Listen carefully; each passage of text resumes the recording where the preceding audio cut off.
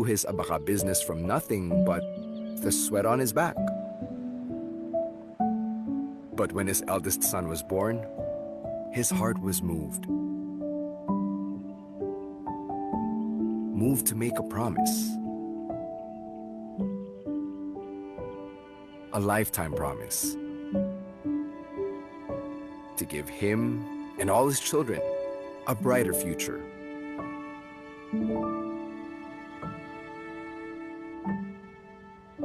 That child was my Lolo Engtai.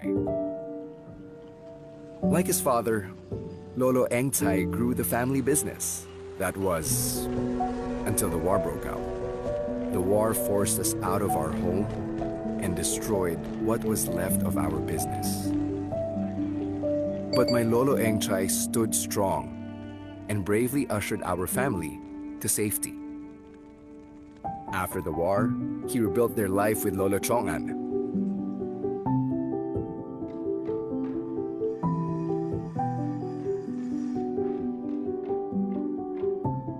Now a grown man himself. That brief moment of happiness didn't last long.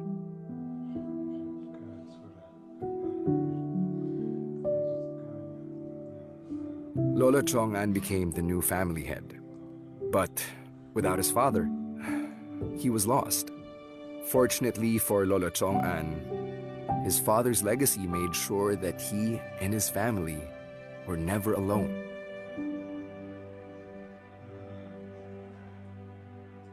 Though Lolo Chongan worked hard to provide for his family, the times are changing. I signed placing the entire Philippines under martial law.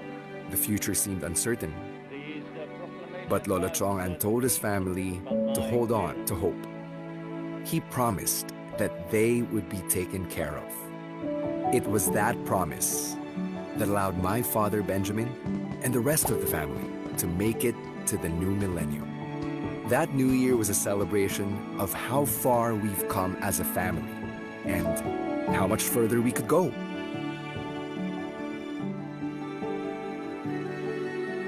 And as I look at my own son, I make the same promise my family has made ever since. One that isn't easy to keep. Thankfully, we've always had a partner to help us keep that lifetime promise. That even in the toughest of times, our family can look forward to a brighter tomorrow.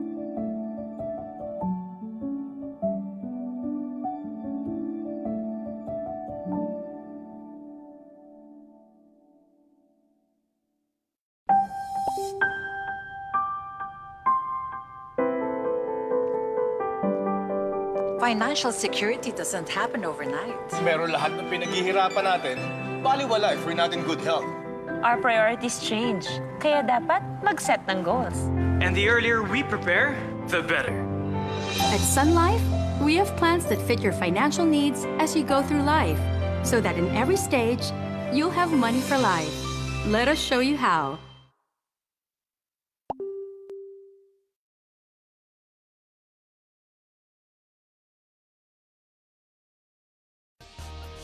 Kahit anong alaga mo, kahit anong ingat mo, pwedeng tamaan ka pa rin ng matindi. I'm talking about your health. That's why health insurance is important to me. Sunfit and Well gives life and health coverage, from prevention, diagnosis, treatment, to rehabilitation. It pays to be fit and well covered.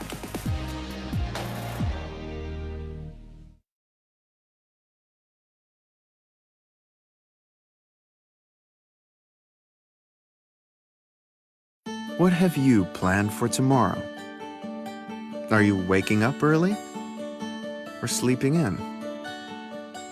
Meeting friends or family?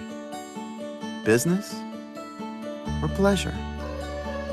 It's easy to plan a day, the next day, and the day ahead. And when you look far enough into the future, you're getting ready for a lifetime. Your lifetime. At Sun Life Financial, We are your partner through every step of tomorrow, towards your goals, your dreams, big or small, and preparing you for the lifetime you want to live by helping you live a prosperous, healthy, and brighter life, no matter what happens. We have been doing this for over 120 years, making us the first and longest standing life insurer in the country. We've been through it all, together. But don't take our word for it. Just ask the millions of Filipinos whose lives we've made brighter. We're a partner, your partner, whom you can trust and rely on. We give you advice to get you where you want to be. This is our promise, to make sure that your every tomorrow is brighter than the last. We're more than an insurance and investments company. We're a partner. Your lifetime partner. Sun Life Financial.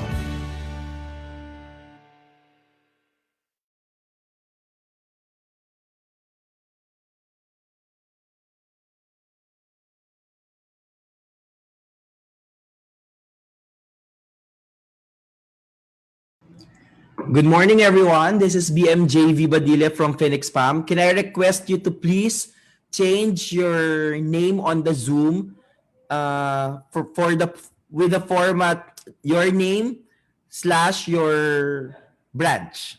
Thank you. Just do the right click dun sa pangalan ninyo. This is for easy monitoring ng mga branch manager ninyo to know kung sino ang umattend sa branch nila. Malay nyo, may pa-promo or pa-raffle ang mga BMs ninyo. I'm kidding. Good morning again.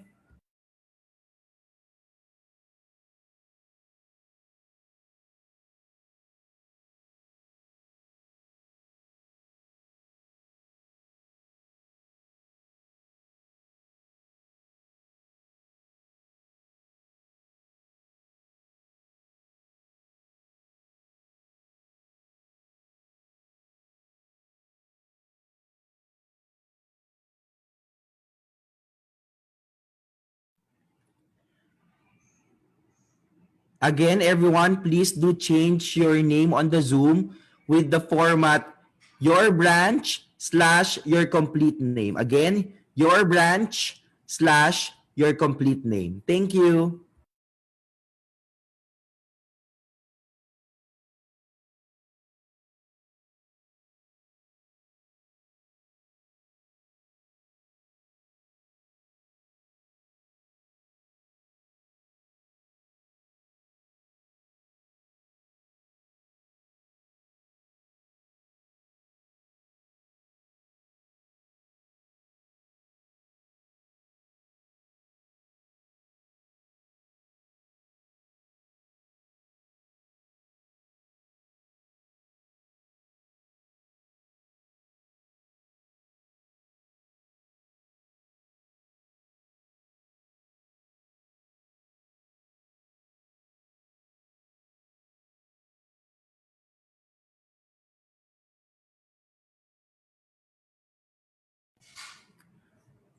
Please tell your branch mates to please join the Zoom meeting room now.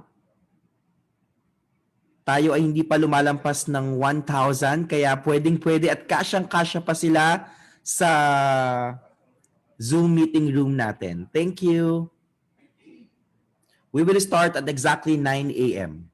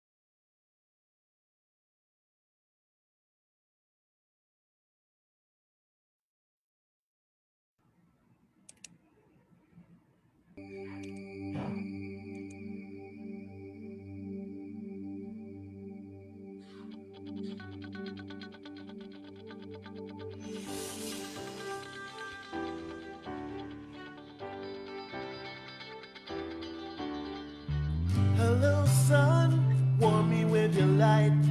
I've never seen you shine this bright. You turn all my days to Sundays. I feel secure in your embrace. Your embrace. Shine on, experience the sun. Life is brighter under the sun. Come on, experience the sun. Life is brighter under the sun.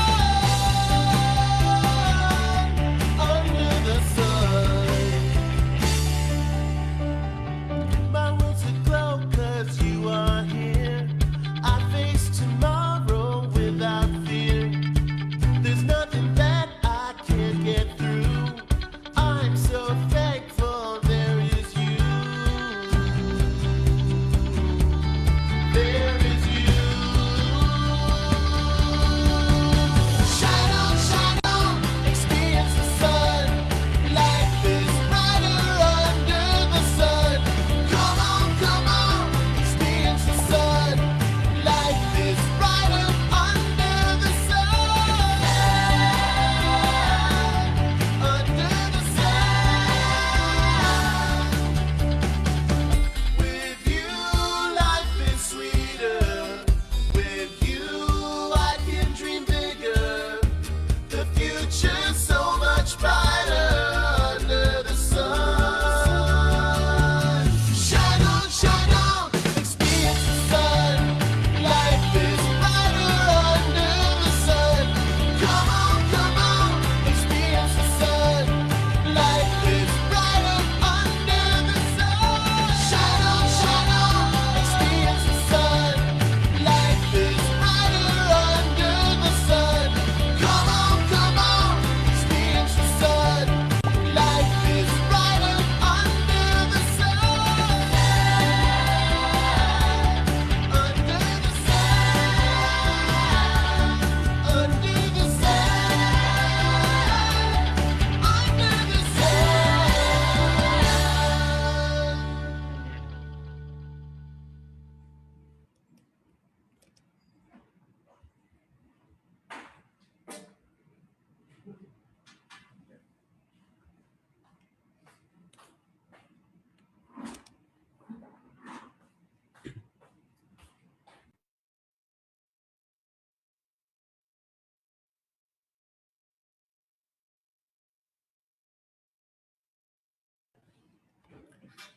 Good morning everyone. Isang magandang umaga po sa inyong lahat para tayo na sa radio show, no?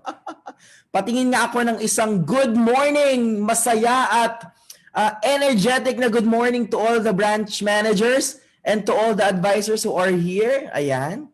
Can I see you on your group chat? Hindi po ako ang speaker ninyo, so wag po kayong mag-expect na magpapakita ako. Ayan, good morning. Ayan, ang dami, nakakatuwa. Sobrang energetic ang lahat. And obviously, mukhang lalampas tayo ng 1,000. And please tell your friends and other advisors from your own branch na they can just view the video, the Facebook Live on our Facebook group. Ayan. Kung hindi pa kayo member, I'm sure you've received the instruction. So please tell them to join there so they can watch our Facebook Live on this particular event. So let us start the meeting with an opening prayer to be led by yours truly. In the name of the Father, and of the Son, and of the Holy Spirit. Amen. Lord, Heavenly Father, we come to you this hour asking for your blessings and help us as we gather today. We pray for guidance in the matters that we will be discussing today about leveling up on remote selling. And we wish to do it in the spirit of joy and enthusiasm. Give us the desire to find ways to really be good in what we do in our work and in our advocacy. Help us to work together and encourage each other to excel as well. We pray for our speaker for today that he may be blessed and enlightened with the Holy Spirit to give us the best training that he could ever be, as he always does. We ask that we could challenge each other to reach our potential and to push to our own limits. We ask this in the name of the Lord Jesus Christ. Amen. So good morning, everyone. At this point, let me call on the branch manager of Jacaranda, the most beautiful, the queen, Miss Gloria Cao. Good morning, BM Glo. Morning! Good morning! My gosh, dapat laging si JV ang host. I love it. I love the energy. Good morning, everyone. So again, we will have our friend Jonathan Yabut to be, helping us to be excellent in all the things that we do as career advisors of Sun Life.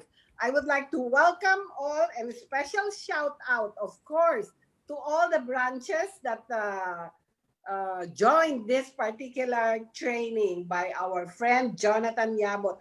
Of course, the BM of Empress MBO BM Rosette Kadungog Pineda. Baka baligtad, Pineda Kadungog yata.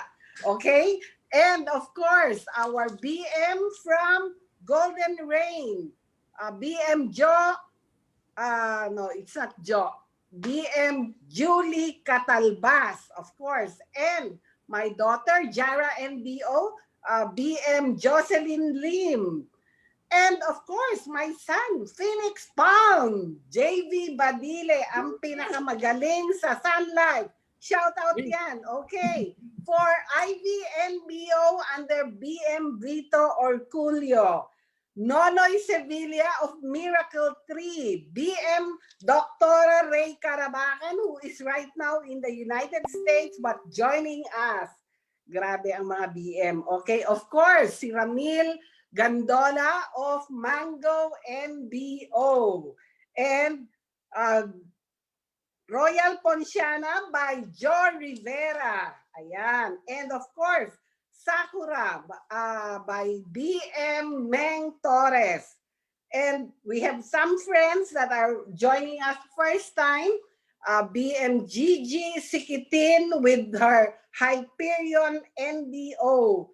And of course, Yogi Legaspi of, ano nga bang brand si Yogi Legaspi? Rosewood NBO. Ayan. And of course, Jocolyado, BM Jocolyado of Olive NVO, and BM Silvillar of Gopherwood. And some of friends that are really, every time there's a JY training, they really would like to join. You know, BM Maki of Bluewood NBO, BM Susie Guzman of Diamond Tree, BM Bel Borromeo of Cedar NBO, and of course, last but not the least, BM Beth Cruz of, anong branch ni Beth ulit, JV? And of course, Herman NBO and BM Wilhelmina Bondok. Anong branch si Wilhelmina? Okay, and Vivian Patco, of course. May na-miss ba ako?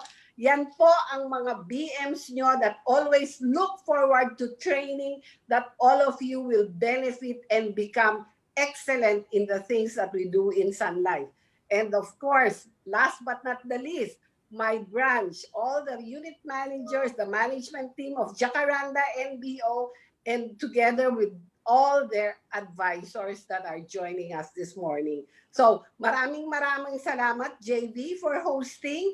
And of course, the pride of the Philippines, our friend, Sun Life friend, Mr. Jonathan Yabut, for giving us this particular program this morning. So thank you so much. Let's all sit down and BM Joe Collado from Olive. Yes, Joe Collado from Olive NBO. Ayan. So meron pa ba akong na-miss? Wala na. Wala na. Okay, kompleto. All right. So maraming salamat for all the BMs that have been supporting, all this training. So without further ado, okay, let's all welcome our friend Jonathan Yabut. Back to you, JV. Hi, Jonathan. Good morning. Good morning. Ayan. Actually, Jonathan, as we've been privately talking about, na-enable ko na yung pwede kang gawing co-host, pero hindi siya nag-apply sa current Zoom and live meeting that we have. Kaya I'll just be responsible on muting and muting you na lang. Okay, no problem. Let me know. Let me be your secretary for today. Okay. Napaka-high level naman na secretary ko pag gano'n. Thank you, JV. Good morning. Okay, magandang umaga po sa inyo lahat. Good morning, Sun Life. How is everyone doing? May I please ask, could you please type in your chat box, which part of the world, which part of the Philippines are you guys typing from? Could you please type?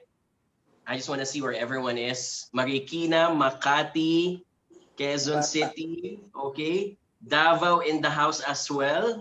Who else? Iloilo, Bulacan, Pampanga. Ang dami Okay, very good. Antipolo, Pasig, Mandaluyong. So thank you again for sharing your session with us. Very good. Laguna, Bataan, Batangas, Lucena. Okay, so magandang hapon po sa inyo lahat. Today is going to be a very exciting day. We are going to talk about the concept of remote engagement and also virtual selling. Can I please ask from the type for an exclamation mark? Could you please type in the chat box, who here has noticed that customers behave differently when you are talking to them over the phone or video call every time you engage them about your product? Kapag face-to-face, iba sila sumagot, right? And then kapag kinakausap mo na over the phone, it seems like they're different. It seems like they were not the same person that we were talking to. And also, can I get a letter G as in game? Who here can agree that it seems like when I'm talking to someone over the phone, I cannot extract as much information as I would like to have? Meaning, I'd like to know more about the lifestyle of the person. I'd like to know about the family of the person. We want to know these things because these are usually the reasons why we're able to engage our customers better. Finding out, pulling information from them, and being able to use those information as our weapons to finally be able to engage the customer. Can I get a letter G if you can agree with that? Yes.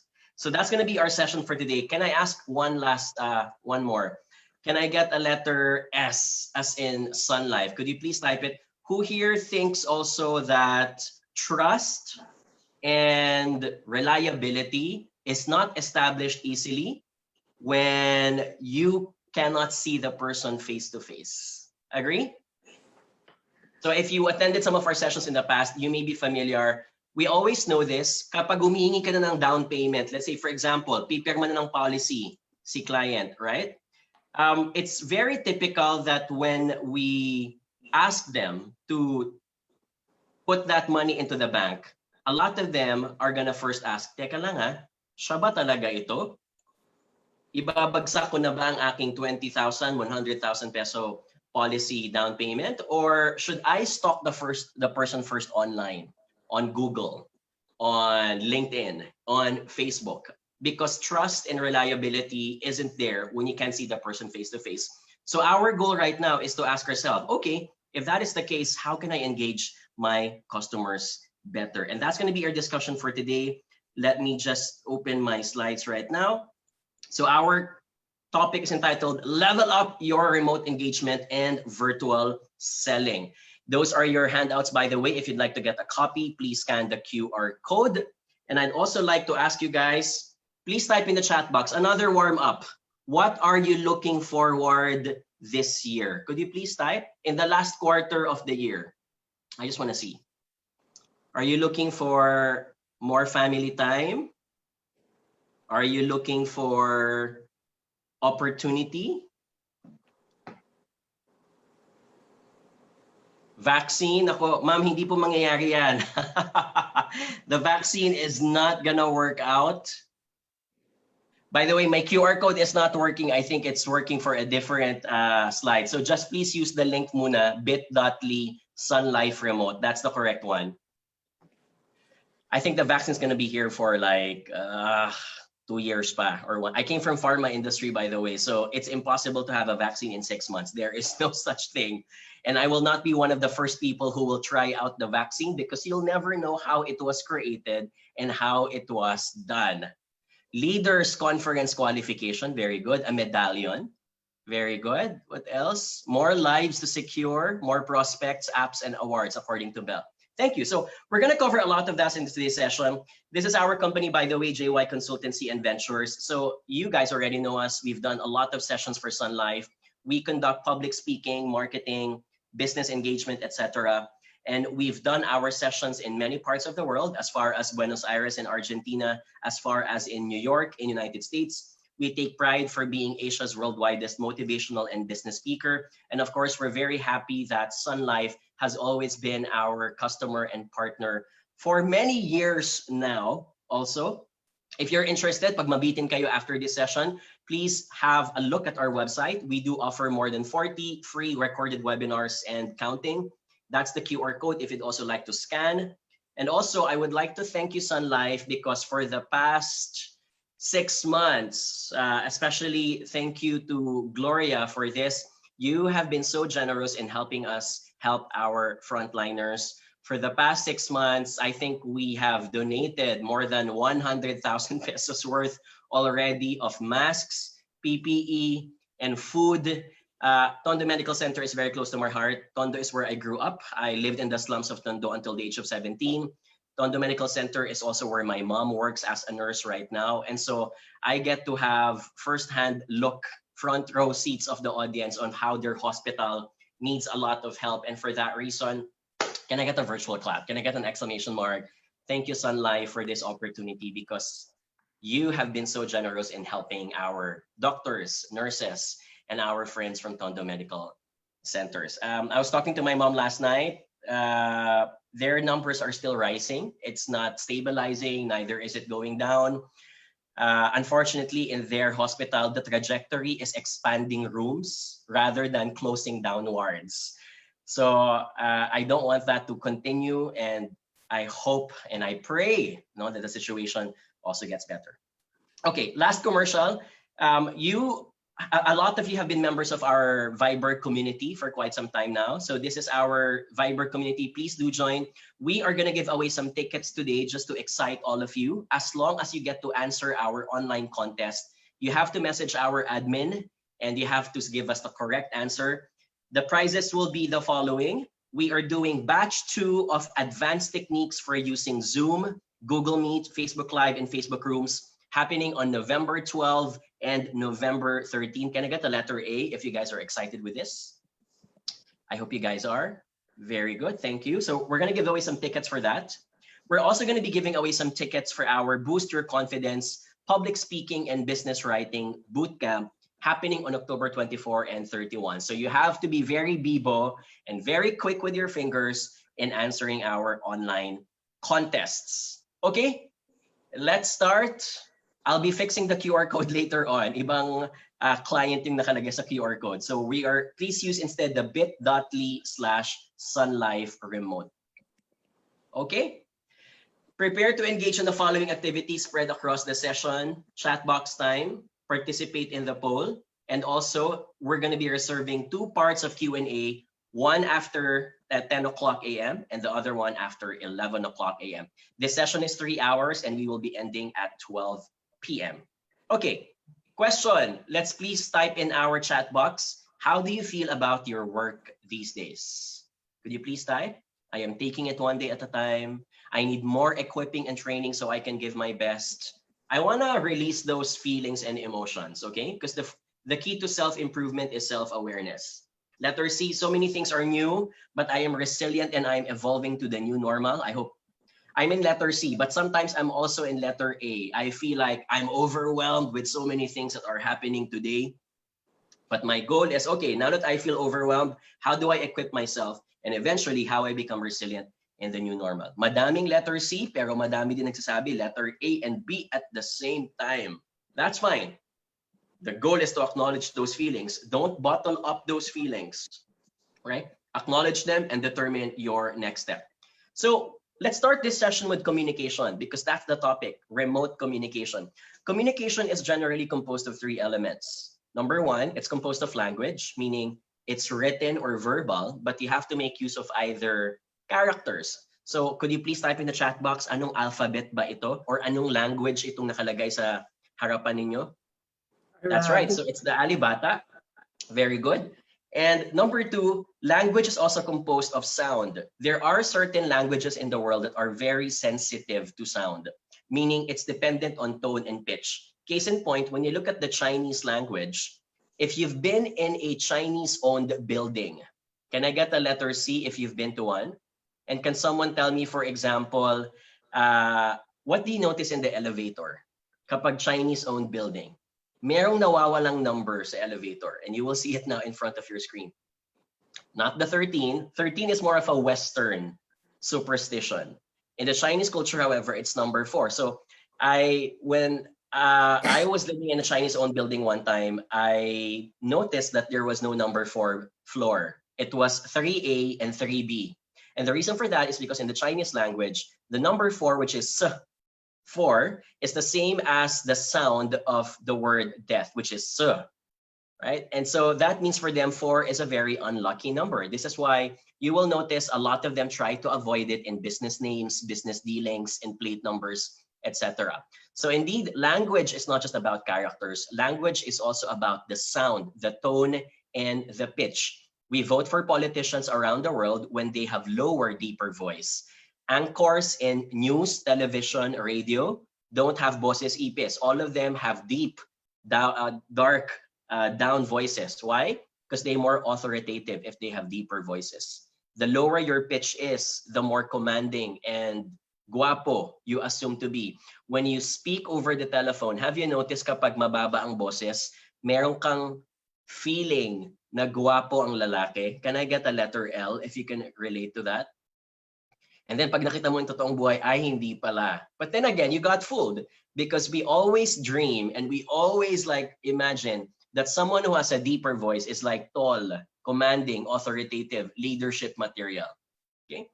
And number 5, let's talk about context. Language isn't just about spoken or written. It's also about body gestures. So that means, for example, when you're crossing your arms, you know that this can be a symbol of 2 things. Number 1, the person is not ready to open up and share their feelings or thoughts. Or number 2, the person is rejecting what you're trying to tell them because she's creating a barrier between the two of you, right? Here's the problem. In the time of remote communication, body language is very limited. When you're looking at my video right now, you cannot see my lower part of the torso. That's good because a lot of us, that means that we're not going to be wearing proper jeans down below. But that's also limited because my face, right? My face and my hands are the only things that you will be seeing. So if I wanted to go full blast with communicating and sending out body language, I can't do that. Same thing that happens with our customers. We still prefer to see each other face to face. Why? Because gusto mong basahin ang tao, right? So that's one. Number 2, in remote communication, because it's the voice that we now listen to, it now requires us to be sharper in spoken communication and, more importantly, listening communication. Can I get the letter L again? That means if you can't see the person face to face, you need to be so sharp that even the background noise is something that you should be able to cover that can give you clues about the person. I'll talk about that later on. And finally, in remote communication, there's now more emphasis in written communication. What does this mean? Everything that you write to the customer can be documented. Can it be a good thing or a bad thing? We don't know. It will depend on what you write. But that means written communication can lead you to troubles if ever you wrote something that you would like to regret later on. This is why I keep on telling a lot of our customers, if you're not sure of what you're going to say, or if you don't know if it's going to offend someone, do not write it down.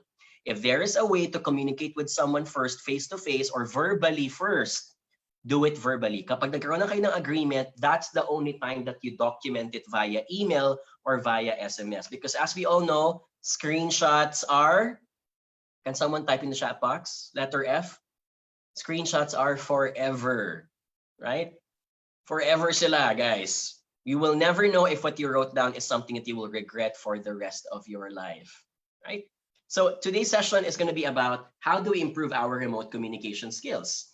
And therefore, this session is covering best practices and SOPs of industries who have long adopted remote communication when engaging customers. So we're going to steal best practices from companies involved in banking and finance. And the reason for that is because a lot of the sales folks in banking and finance and their customer representatives have been doing remote engagement for decades. Same thing for internet and telecommunications, which I'm sure a lot of you have been engaging for the past X years. And finally, we're going to also steal some best practices from companies involved in travel and hospitality. So the goal is simple. What are other industries doing that I can siphon, I can create my own style, learn something from them, considering that I may be doing this for the first time in my life. And so I want to be sharper, I want to be a better communicator, even if the client does not see me, and vice versa. Okay? So we're going to talk about two things. We'll talk about psychology of remote communication. We'll talk about projecting your best self during phone and video calls. And finally, we're going to talk about the art of negotiation, best practices on engaging your customer remotely. And again, a lot of these are going to be patterned after the best practices of other industries. And as someone from all of us who all come from the insurance industry, we ask ourselves, can it be applicable from my end? How can I modify that best practice to suit my line of business? Okay, so when we now consider remote engagement, we consider the following elements: time, mood, motivation, relationship, and finally, platform, right? Since I don't think I'll be able to enable your annotation. Could you please type this one na lang?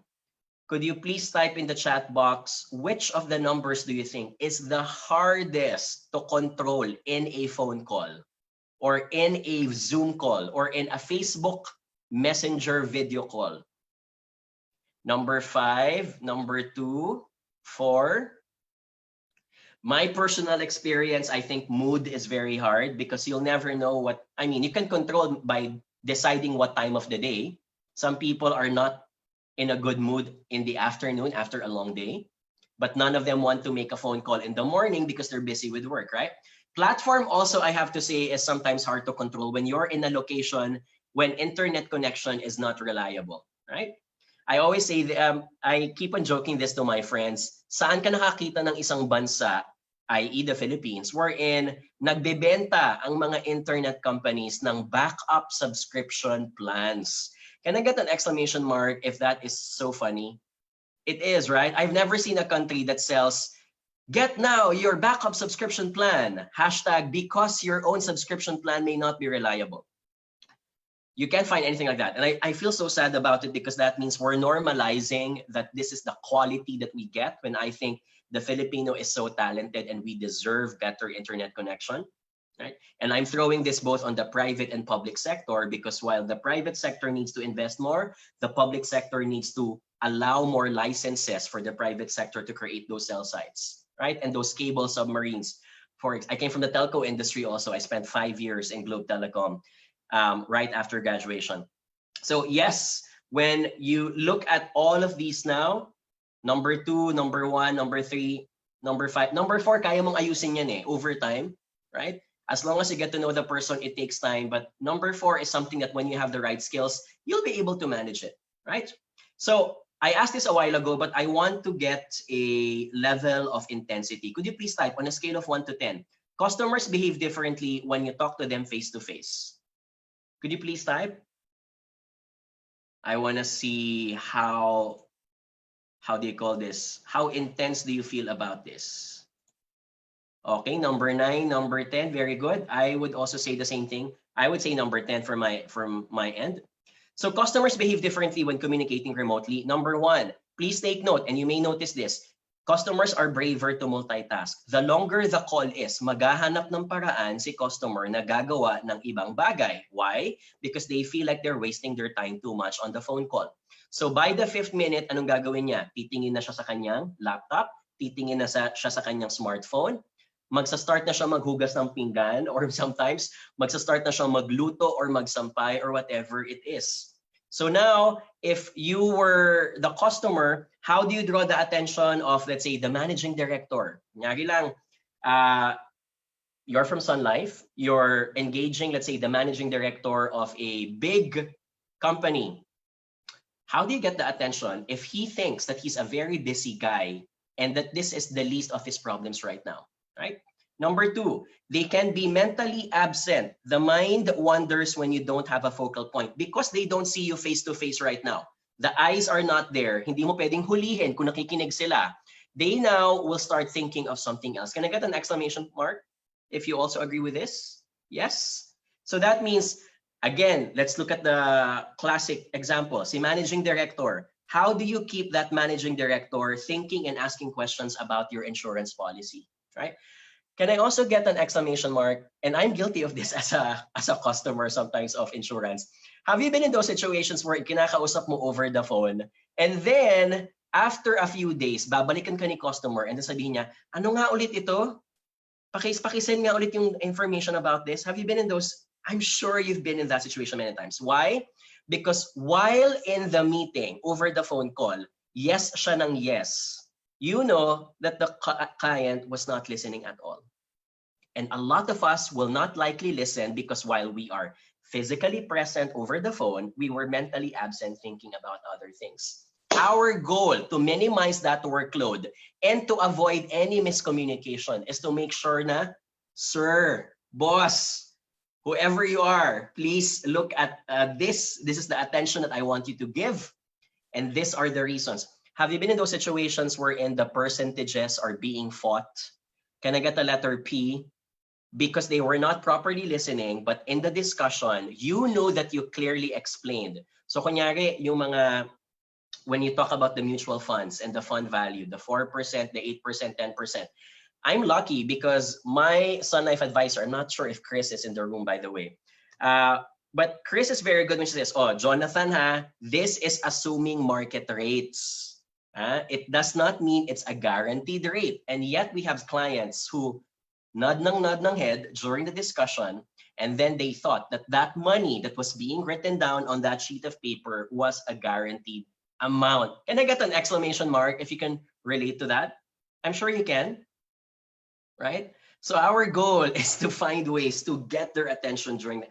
I want to highlight this because in the time of pandemic, in the time of remote discussion, this is going to increase. This issue will increase because there's going to be a lesser chance that we will see our customers face to face. Number three, customers are in a different mood if they are in a different location. So you might be in professional mode, pero yung kausap mo nakapambahay. And it's scientifically proven what exactly you're wearing determines your mood. Kapag nakapambahay ka, your mind is more casual. Your mind is not in serious business mode. So you have a tendency when you're very convenient and comfortable to keep on saying yes, but apparently you don't mean that yes. So the question now is, how do you pace the conversation and tell the customer that this is an agreement that we are entering, right? And while you still need to sign that document, I wish that there was a way for me to record that what I'm saying here is what you are agreeing to, right? So given that, therefore, let's listen to a quick conversation. Can I get the letter C if we're ready for a, how do you call this? If we are ready for an exercise? Yes. Okay, very good. So what I'll be doing is I'll give you 30 seconds to prepare your audio or earphones so you can listen well. If you need to go to an area right now, headphones are better because that means it's going to be a crisper, clearer sound. Here's the situation. So let's look at another industry, okay? And I'm using another industry because I want you guys to appreciate that it is the same thing, same principles, regardless if you're selling insurance or another product, okay? So here's the backstory. Mr. Arthur Reyes called up his bank hotline yesterday to apply for a new credit card. Unfortunately, he had to be interrupted at the latter part of the call because his Lazada package for a treadmill arrived at the same time and it needed personal attention. Okay, who can relate, by the way, with that? I can relate with that. I live alone. So If I'm doing a webinar and someone's waiting for my delivery, I cannot do two things at the same time. So he said he'd like to request for a call back at 5 o'clock p.m. The next conversation you're going to listen to is a bank's customer service now calling. Please listen. Take notes if you can, because I'm going to be doing a pop quiz to test how sharp is your listening skills. Can I get an exclamation mark if you're ready? Okay, very good. Let's do this.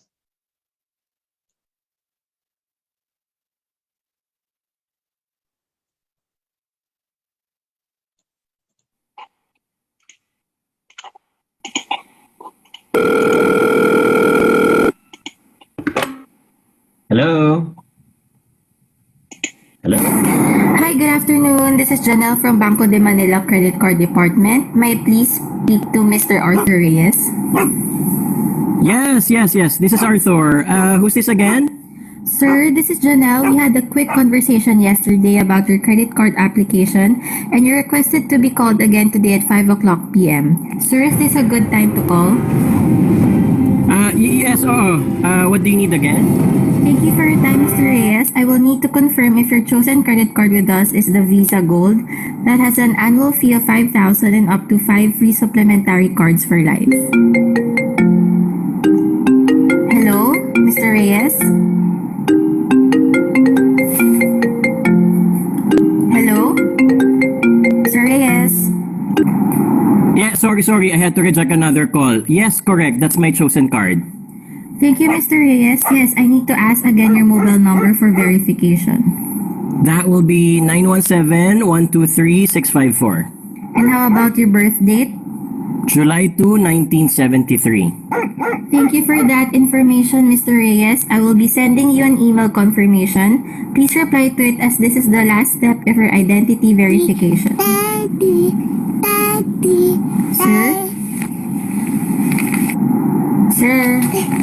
Yes, go ahead. Sorry, I'll wait for the email. Tama ba? Mr. Reyes, I'm sorry I missed that information. Could you please repeat that again, sir? I'll wait for your email. Is that correct? That's correct. Thank you, Mr. Reyes, for taking my call and have a great day. Okay, thank you. All right. Can I get an exclamation mark? Okay. So let's do a quick question about that. So quiz. Could you please enumerate all the captured information you got about Mr. Arthur Reyes? John, nag-feedback ka eh.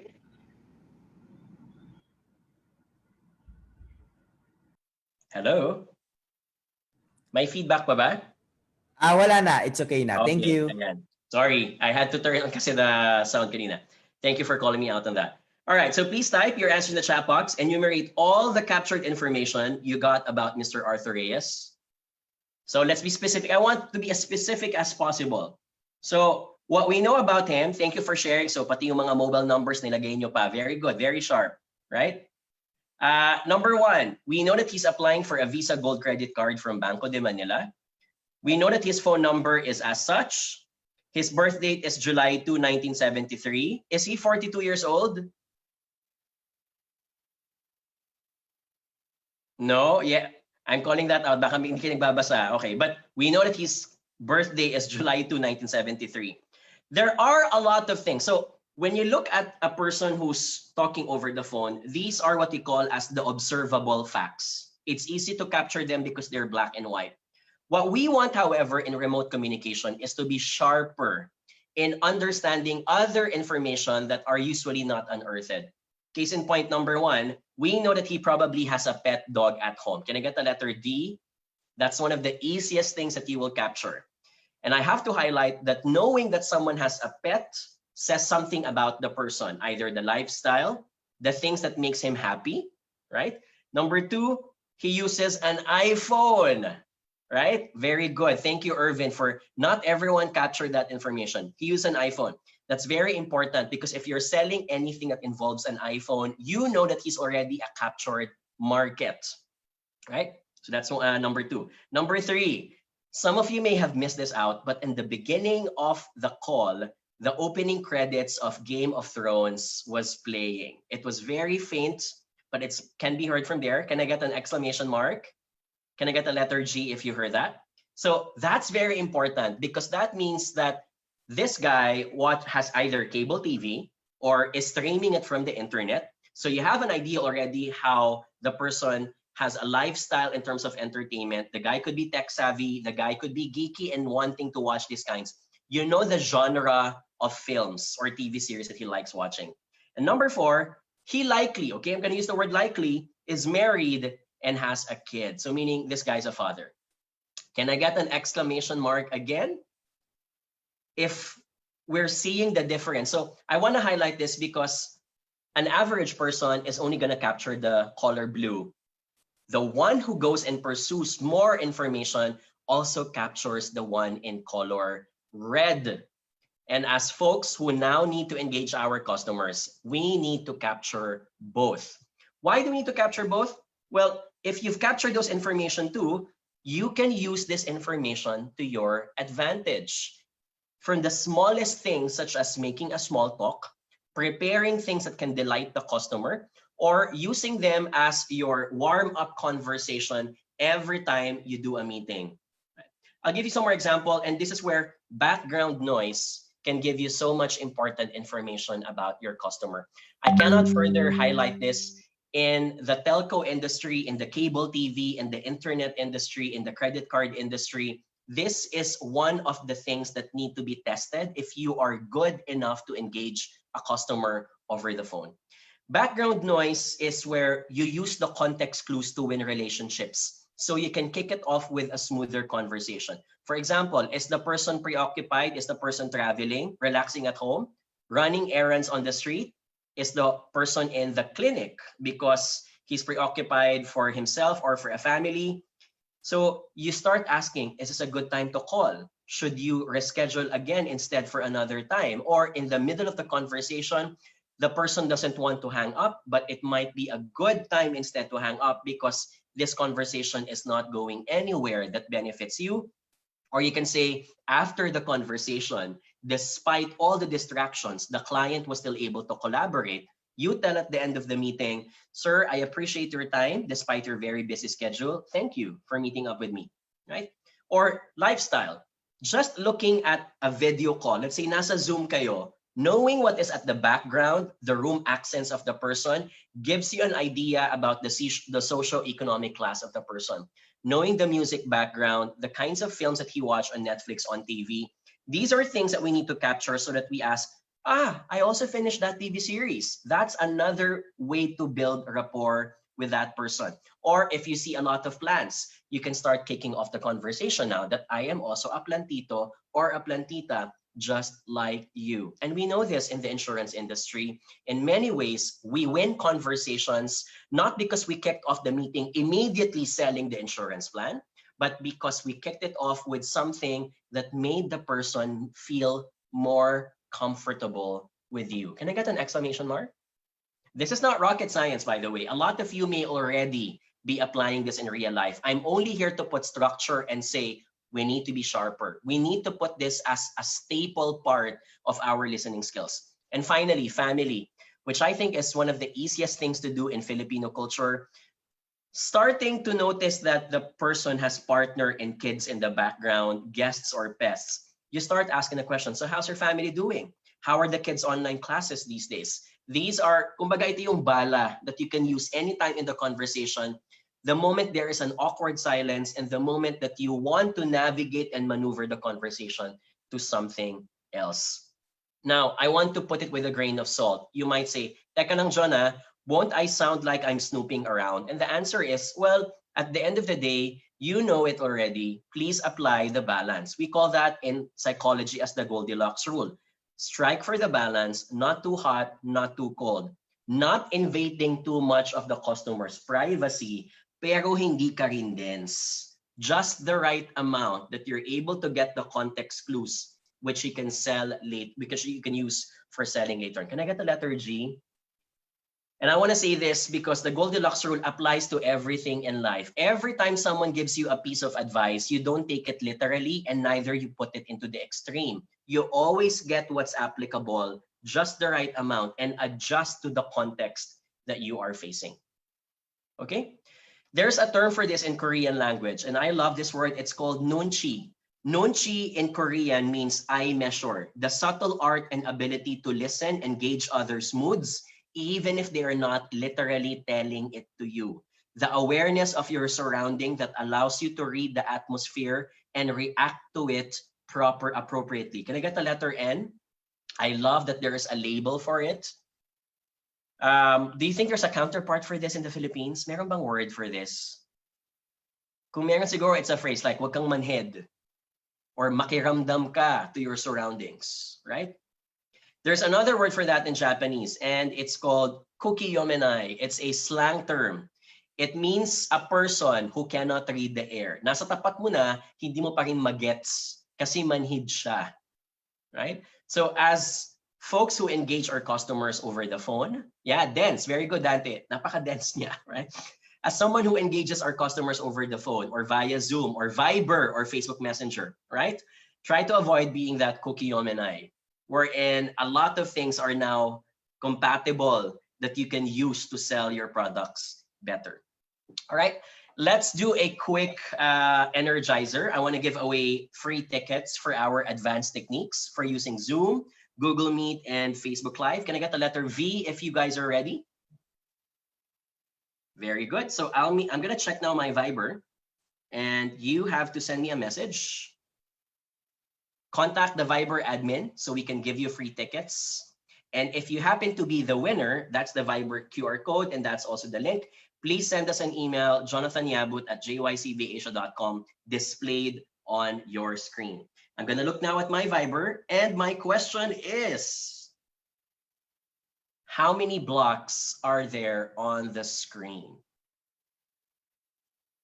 Ang bilis nyo ah. Okay, I got my first winner. Ang bilis. Okay, congratulations, Miss Ria Santos.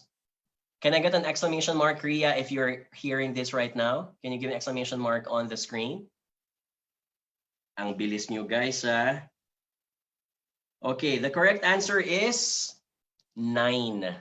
Congratulations, Ria. Can I get an exclamation mark for Ria, please? Congratulations. Ria, please send us a message on this email, and you are allowed to bring a +1 with you. So please copy the person that you are also tagging along. That's happening again on November. Okay? So it's 9. Bilangin nyo ulit.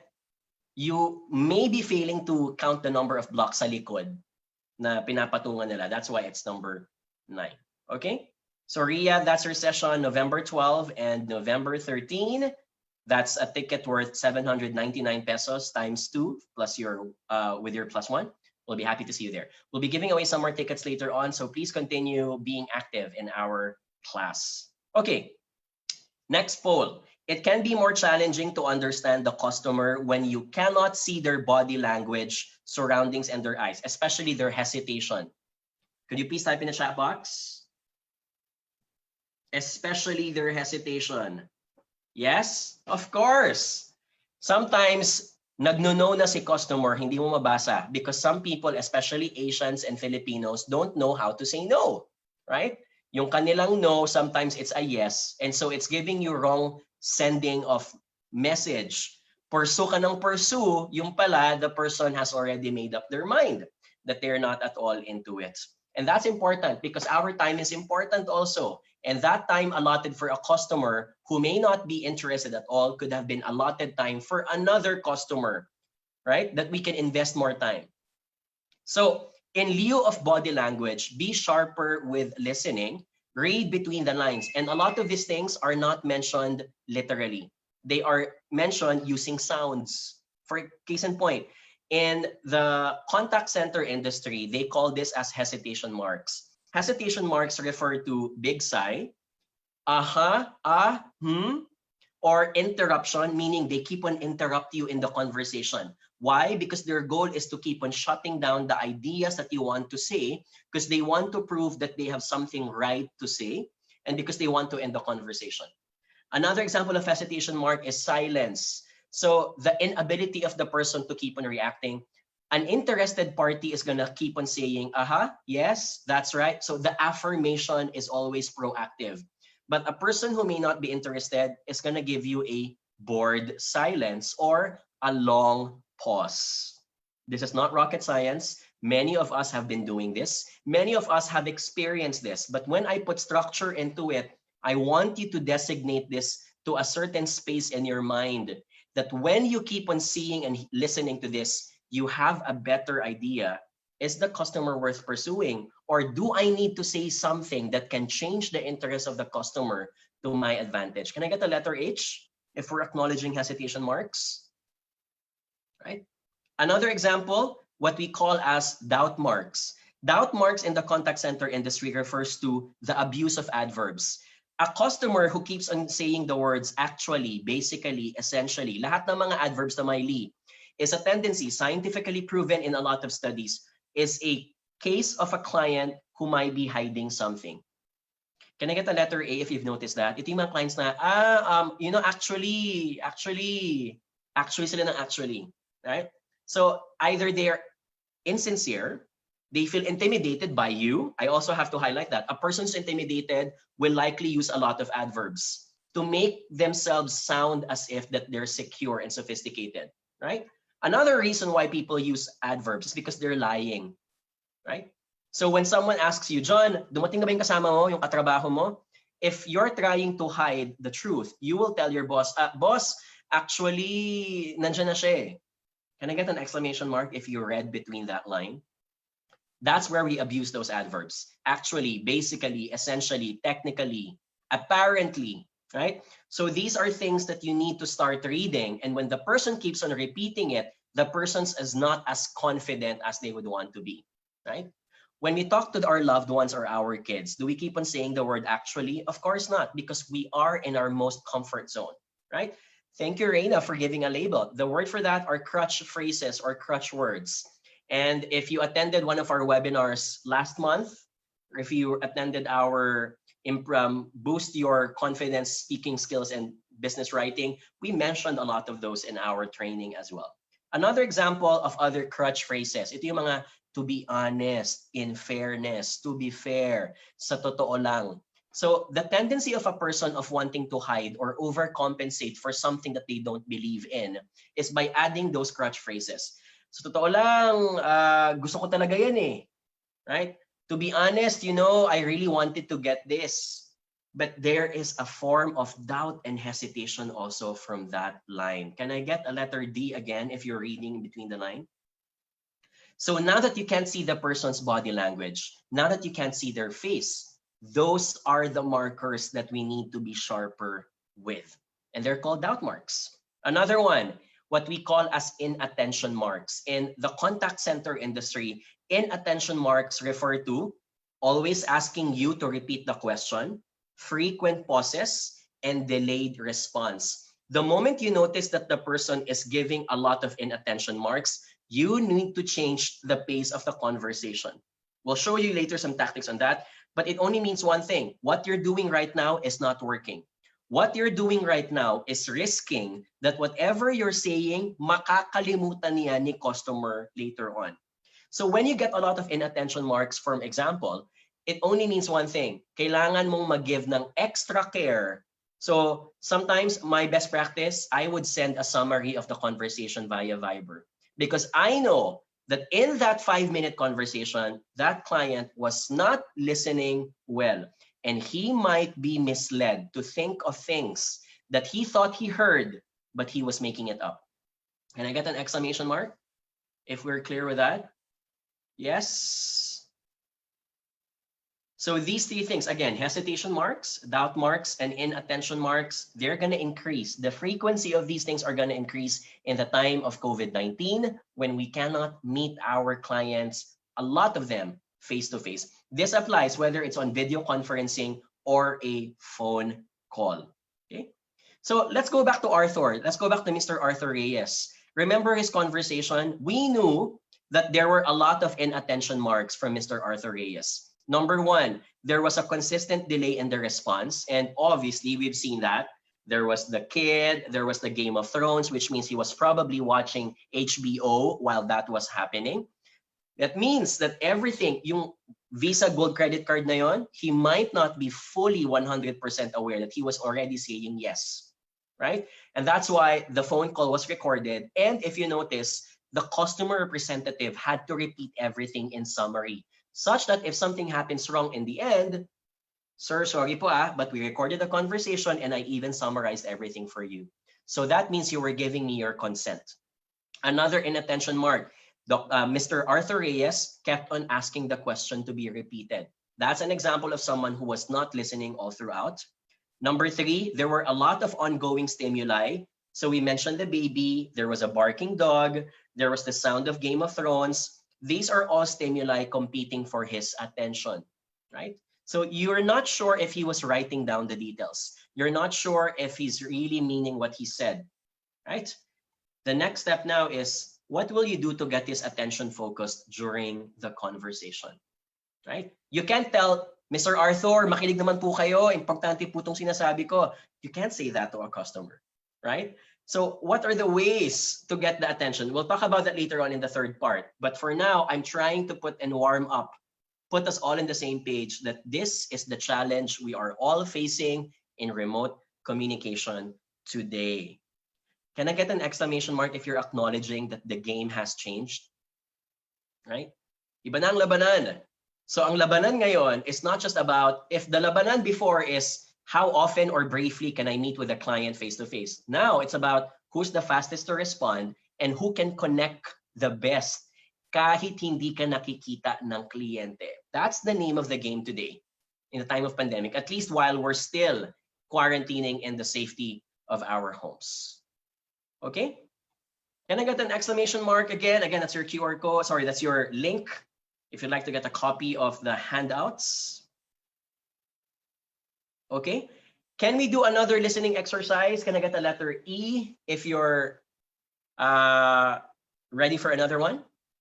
Okay, so this one, here's an excerpt what we did. So we did a similar training for a pharmaceutical company a few weeks back. And so I want you to listen to a sales representative from a pharma company and a doctor, okay? So take note of the conversation. You will be quizzed shortly. I will give you 30 seconds again to prepare your speakers or earphones so you can listen well. So start looking for an area right now if you need, but earphones are the best. Okay, so here's the story. So it's a fictional story. Jonathan, a sales representative from a pharmaceutical company specializing in vaccines, has been exciting his doctors for a month about the upcoming launch of their new COVID-19 vaccine. So probably this is in 2022 or 2023, okay? Via, I hope it's 2021, if that's possible, via a grand webinar scheduled in 30 days. Today, he's doing a video call with Dr. Ryan Perez, a doctor he's been covering for a year now. It's 5:30 p.m. and he just finished clinic. Dr. Perez is a 45-year-old pulmonologist and is vocal about his advocacy on vaccination, especially when they're related to respiratory diseases. So I'm gonna show you now an excerpt of the call. Please listen sharply, and I'm gonna ask questions in a while. Okay?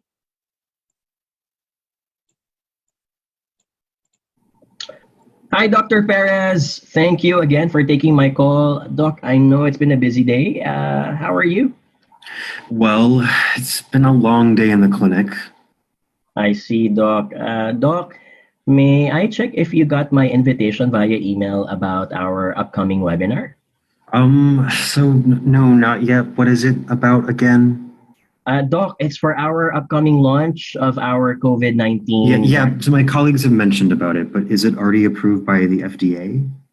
Yes, Doc, it is. And we will be sharing also the landmark data about the vaccine. And is it already available? Do we have stocks?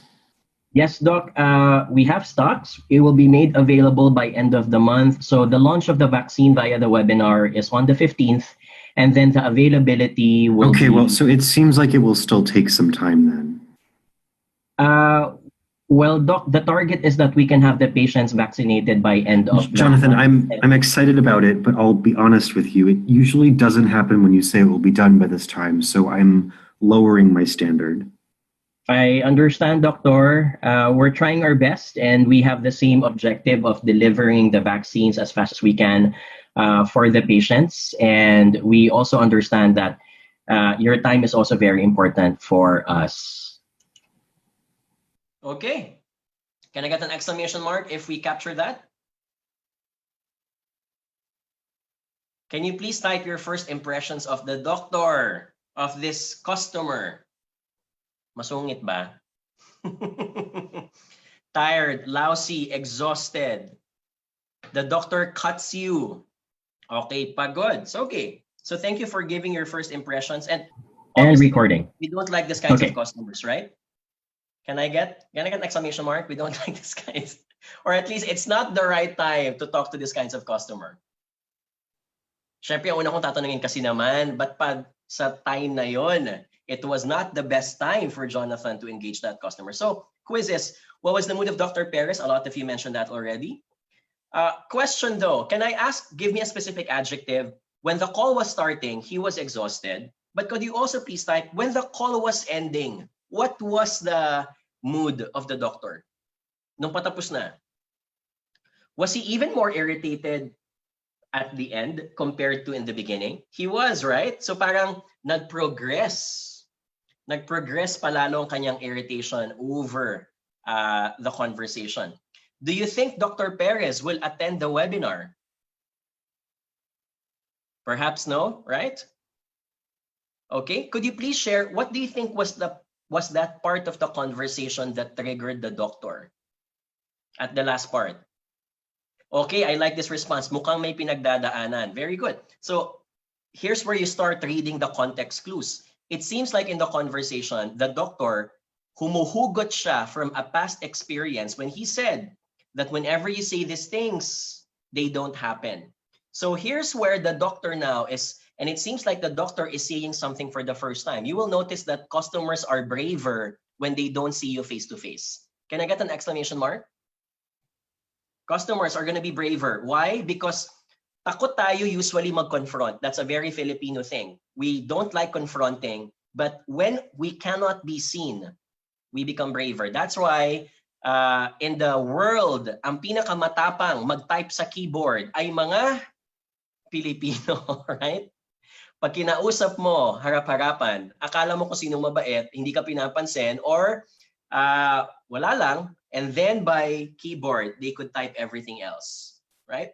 So the same thing happens to our customers. Dr. Perez could be one of those customers wherein when he was seeing you face to face, he was very forgiving because he probably doesn't want to confront you about his issues. His issue being you keep on promising something, but he's not getting it on time, right?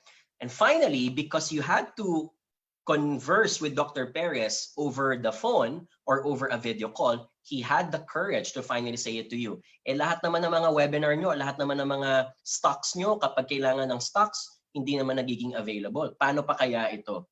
Right? So, humuhugot na si Doctor, and at the same time, you will notice that the relationship between Dr. Perez and Jonathan may not yet be established. Meaning, Jonathan is yet to prove that he can be relied on in terms of promptness and in terms of commitments, right? So what did we know about this conversation if we are just the third-party listeners, right? When we look at that conversation, we saw a lot of hesitation marks from Dr. Perez. Case in point number one, if you didn't notice this, when he was asked the question, Doc, how are you today? The answer was very brief, and he just says, it's been a long day in the clinic. It was with a big sigh, but he did not continue at all. Why is this very important to capture? Because customers in a good mood will likely share more stories, right? Can I get an exclamation mark? If you notice that? So ito yung, oh Doc, kamusta po kayo? Whoever that customer is, whether it's a doctor, a businessman, or a mother, a housewife, whoever it is, pag nagtanong ka, a person in a good mood is likely going to say as much as they can. Alam mo, yung anak ko ang kulit-kulit. Grabe yung online classes namin. Algebra na kami ngayon. Right? If they're in a good mood, they will keep on saying because they're inviting you to the conversation. But if a customer gives the response so brief and he cuts it at a very short sentence, that means he doesn't want to prolong the conversation. That's a signal to you that this person wants to do something else, right? Number two, a lot of frequent sighs, the exhaustion, the mild irritation. There's a sense of compulsion, as if that doctor was saying, I didn't want to do this, but hey, I'm already in this call, so let's just get this done. Okay, so it's not the best time, obviously, to sell something. And here's the very, how do you call this, very noticeable part. This customer interrupts a lot, right? Hindi pa tapos si sales agent, interrupt agad. There's a sense of hurriedness. There's a tone that sounds like, I already, alam ko na yan, wag mo na ulitin pa. Basta matapos na to, pwede na tayo, right? So frequent interruption are very important signs that either A, the person does not want to continue speaking because he wants you to acknowledge that he already knows what you're talking about. So meaning my issue about superiority in this case, or the person is disappointed that you did not study his or her profile properly. Can I get an exclamation mark if you can relate to that?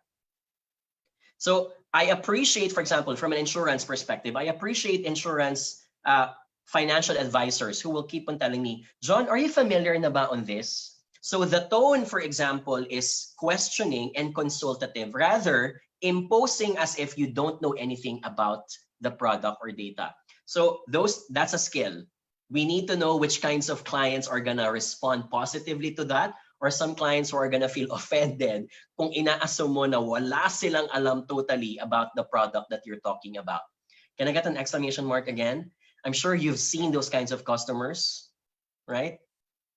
And here's the third part, raising an objection about being not on time. The customer seems to have been triggered. Is this the first time that he has mentioned this issue?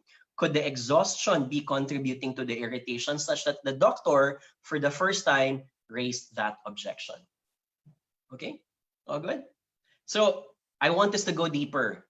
If you're listening to that conversation without any videos or without any body language, ang isipin mo lang, the doctor was irritated. That's it. But it's beyond that. The doctor is irritated because of X, Y, and Z. And now we know what the X, Y, and Z are. How do we change the tone of the conversation? How do we change the topic? Or does this trigger you to set another call at a good time when Dr. Perez is in a good mood, or at a time when you have done something good that will get his attention, right?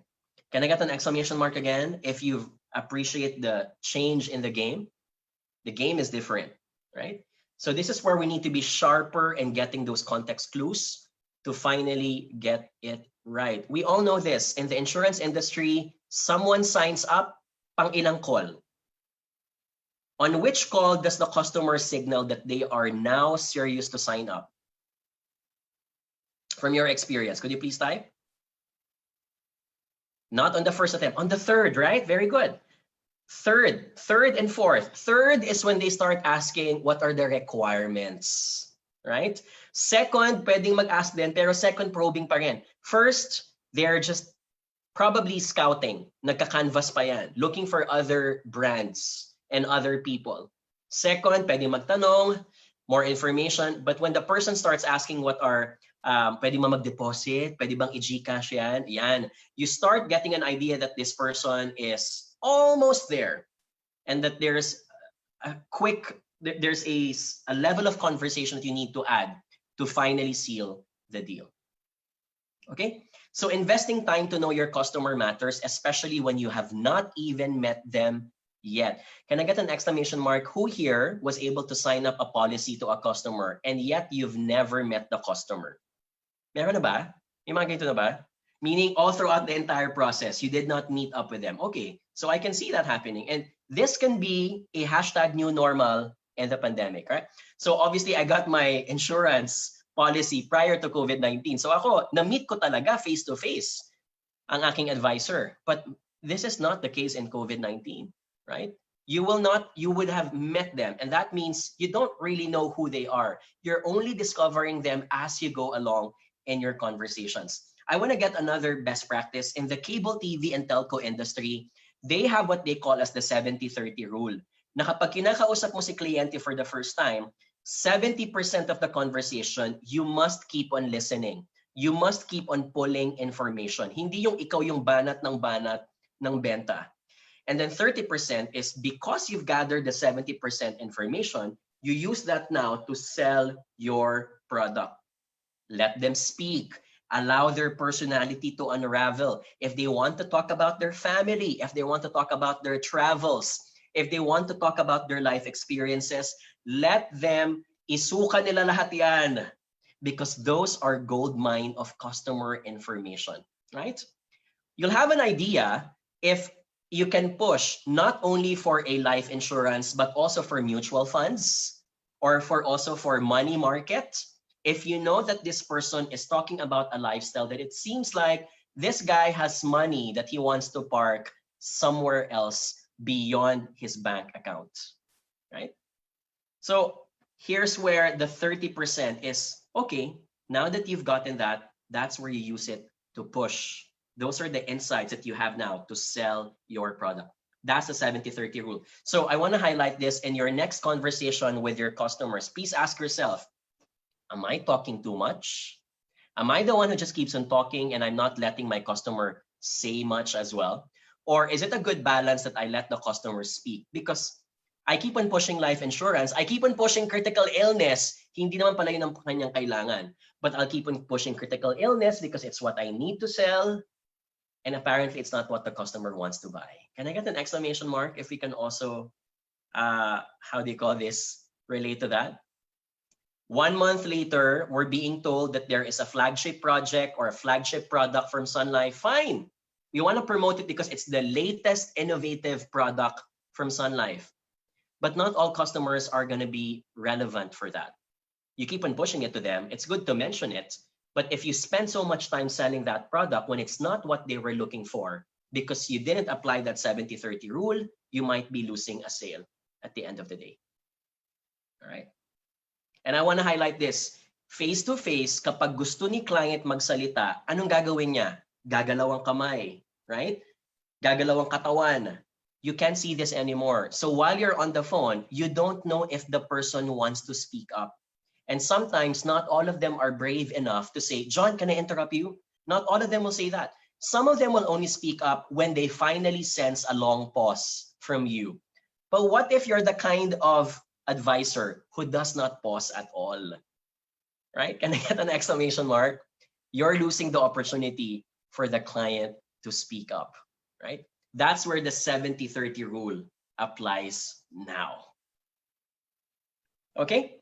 So prior to COVID-19, have you met customers who you thought were agreeing with you in a meeting, but later surprised you when they declined? Yes or no? I'm sure you've had, diba? So ito yung mga, and again, this is gonna even be harder. I wanna highlight that again. Because in a phone call or video call, hindi mo nakikita lahat ng body language. So pwede siyang enthusiastic over the phone, and then you apparently did not mine the right information. And then he said, sorry, next week na lang, or wala pa akong budget right now, or yung pinsan kasi ng tita ng kapitbahay ko, advisor din from another company or also from Sun Life. So sa kanya na ako pupunta. Right? And again, it's because we didn't capture everything, because that's hard to capture in the time of COVID-19. Okay, let's go for a quick break. And before I do that, I want to give again another ticket for our advanced techniques for using Zoom, Google Meet, and Facebook Live happening on November 12 and November 13. That's Thursday and Friday, 5 to 6:30 p.m. If you guys are ready, can I get the letter V again? And let me check my Viber. Okay, so here's my question.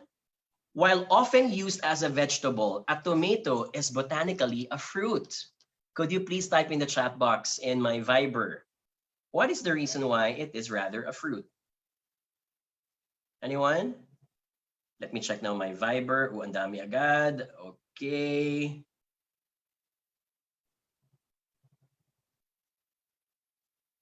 Kyle Ortola, congratulations. Kyle, could you give us an exclamation mark if you're listening? Very good. So it's correct. So a tomato is a fruit because biologically it has the anatomy. It has a ripened ovary, and that's your flower. How do you call this? the fruit itself is the ripened part of the flower.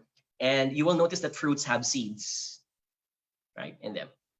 So Kyle, send us a email, jonathanyabut@jycvasia.com or gmail.com. And please copy the person you want to tag along because you get to have a +1. Can I get an exclamation mark for Kyle? Let's congratulate him. All right. All good. Let's do a quick 5-minute break. I will see you guys. Rest your eyes, get your cups of coffee. If you need to refresh, please stretch because we're sitting too long. All right, already? Stretch, and I'll see you in a while.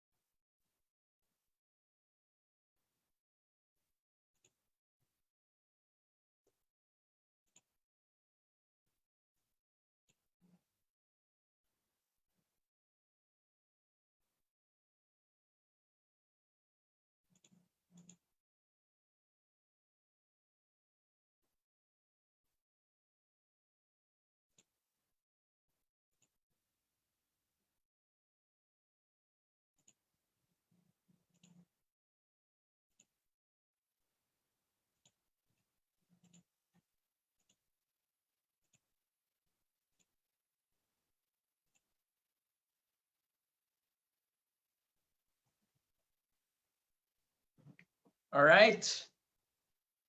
Hello, Sun Life folks. Are we ready to start? Can I get a G if you just finished your refreshments, your cup of coffee? Nakapag-stretch ba tayo? I hope you guys did. Okay. Thank you. Let's start. I'm excited. Are you guys excited? Ang bilis, no? That felt like 20 minutes a while ago, but it's been an hour, almost 1 hour, 30 minutes. Okay. If you'd like to watch, I'd like to promote, by the way, our free webinars. They're all available in our website, jonathanyabut.com/webinars. We always do 2 weekly free webinars on our Facebook page. So please do join us. And a lot of them are recorded and archived in our website. We got more than 40 together with free handouts on public speaking, business writing, negotiation, leadership, and innovation as well. Okay, we're done with the psychology of remote communication. The second part now is about projecting your best self during phone and video calls. And then we're going to end the session with best practices on engaging your customer through the art of negotiation. Let's start with phone and video calls. May I get also an exclamation mark? Who here attended our session last time about digitizing, when we talked about the tools on how to use Zoom, how to use Viber? Are there any folks here who attended that?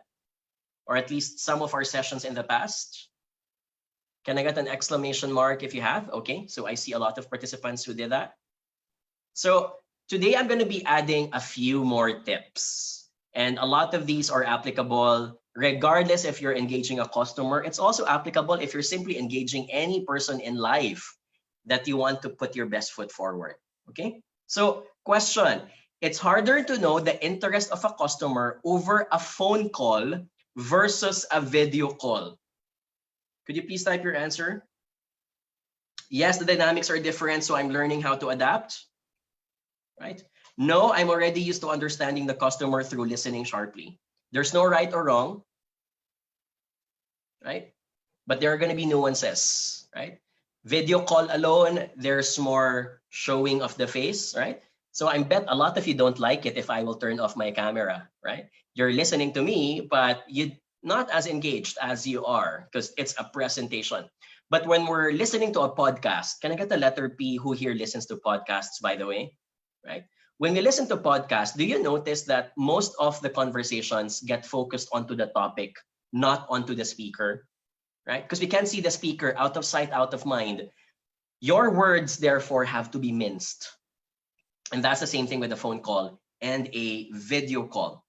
So here's tip number 1. If you're speaking only over a phone, meaning your face can't be seen, the one tactic that a lot of contact centers apply is smile. But when I say smile, don't just physically smile with your teeth and your tongue. Smile knowing that your tone is smiling, right? Can you do that? Maybe if you're alone right now, or if you can say this, try to say something like, hi, my name is John, versus smiling and say, hi, my name is John. Do you see the difference? Even if you don't see me, you will understand that there was a chirpier and happier tone at the latter part. Can I get an exclamation mark if you see that? So what is the reason why we smile? And in this case, why do we artificially smile? Because selling is a performance act, right? Can I get the letter P if you agree? Selling is not just a business act. It's a performance act, meaning it involves acting. Can I get the letter P? It does. You didn't get any sleep last night because pagod ka teaching your kids. The next day, you're meeting someone via Zoom. The client does not care. The client wants to get the job done because the client wants to buy something. So if you're tired, you may want to act it out as if you're in good spirits because that's what the customers are expecting from us, right? You don't have a brand that's called Sun Life if you can't be as energetic and as bright as the sun, literally. So selling is a performance act, but so is calling. When we call via a phone call, there's a level of acting that is demanded from us. And when you smile, from the perspective of the receiver, the customer listens to you with a more positive and caring, even if they don't see you. Right? I want to highlight this. May mga boses sa mundo na kahit hindi ka galit, it sounds like galit ka. Can I get an exclamation mark if you know who these people are? Right? May mga boses sa mundo na kahit hindi ka galit, but you are stoic in the tone, akala tuloy ng kumakausap sa'yo, wala kang pake or you're snobbish. Right? Another case in point, when we want to manage the expectations of our client, kung mahilig ka mag-Ingles, mag-Tagalog ka more. Because if they can't see you face-to-face, they will create this image of who you are if you keep on speaking English. And that can make them feel that they're intimidated. And that can make them feel that this is not the kind of person I want to talk to. I want to talk to someone who can relate to me. Eh, hindi ka nga nakikita. So akala nila you're this person, but you're just another person that they can relate to and that they can share their experiences with. Smiling helps neutralize that. Thank you, Mary Grace. Mirror the client. That's right. Very good. No matter how good your words are, if you don't adjust to the context of your client might not be able to relate. But when you smile, smiling at the very least neutralizes other parts of your impressions that might be taken against you by the client. Here's the second benefit. From the perspective of the person who is calling, when you smile, you artificially convert into a happier mood, making you more accommodating. You're having a bad day, artificially smile while you're speaking. The more you prolong that smiling, the more your body starts letting go of endorphins that allows you to be relatively happier and changes your mood. So acting isn't just acting literally. Acting is also changing the biology of your body. Your physiology can affect your mood. So some of those of you who attended our session last time may be familiar with this. Could you please type in the chat box, which poses demonstrates power and confidence? Number 3 and number 5, may isa pa. Number 1, right? Anything that involves opening up makes you feel powerful. This is why if you want to engage a customer and you want to muster that confidence, we always recommend to stand up, don't sit down, expand your body, because when you expand your body, regardless if you're male or female, you are releasing testosterone. That makes you more confident. That makes you feel that you can talk more. And that makes you feel like kahit kung sino pa ang customer na to, whatever their position is in the land, I want to sell because I need to sell, right? So your body language affects your mood. If you keep on climbing up like this, your body will feel awkward. Your body will sense that shyness at the end of the day. And here's one question I'd like to ask. The number 1 rule for performers when waiting backstage, could you please type in the chat box? Make a guess. What do you think is the number 1 rule? Superhero pose. That's right. The number 1 rule for performance, bago ka sumayaw, kumanta, or magsalita, right? And I will always attest to this because I'm in the business of speaking on the stage, right? Bawal umupo, right? So when you have guest speakers, I'll give an example. When you have guest speakers who you're asking to speak, don't take it against them if they don't want to sit down on your table. Can I get an exclamation mark? Please don't. And I always get that wrong impression for some of my clients. Please don't take it personally. The reason why they don't want to sit down is because sitting down puts down their testosterone and energy level. If they're about to speak to a big audience, they have to stand up because that means they're expanding their body. They're taking deep breaths and they're doing what we call as the Superman or the Wonder Woman pose. That's why when they're at the backstage, they stand up.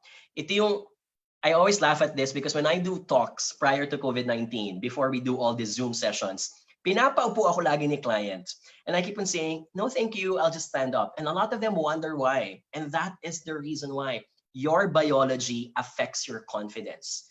That happens as well with your phone call. So when your position as well is not in a position that gives you more confidence because you're slouching, because you're contracting, you're doing the fetal position, or I doubt this, but I don't think it'll be as effective talking to a client if you're lying down in bed. Can I get the letter B if you can relate to that, right? If you know that you're in a business mood, you will talk in a business mood, right? You will talk in a transaction mood as well. This is why if you feel a bit down, bite a pencil, and this is proven. Bite a pencil for 3 to 5 minutes, not seconds, 3 to 5 minutes, and tell me how's your mood later. When you smile and you artificially smile, your muscles detect that you are smiling. And remember, it takes lesser muscles to smile than to frown. That's one of the trivia that I always remember.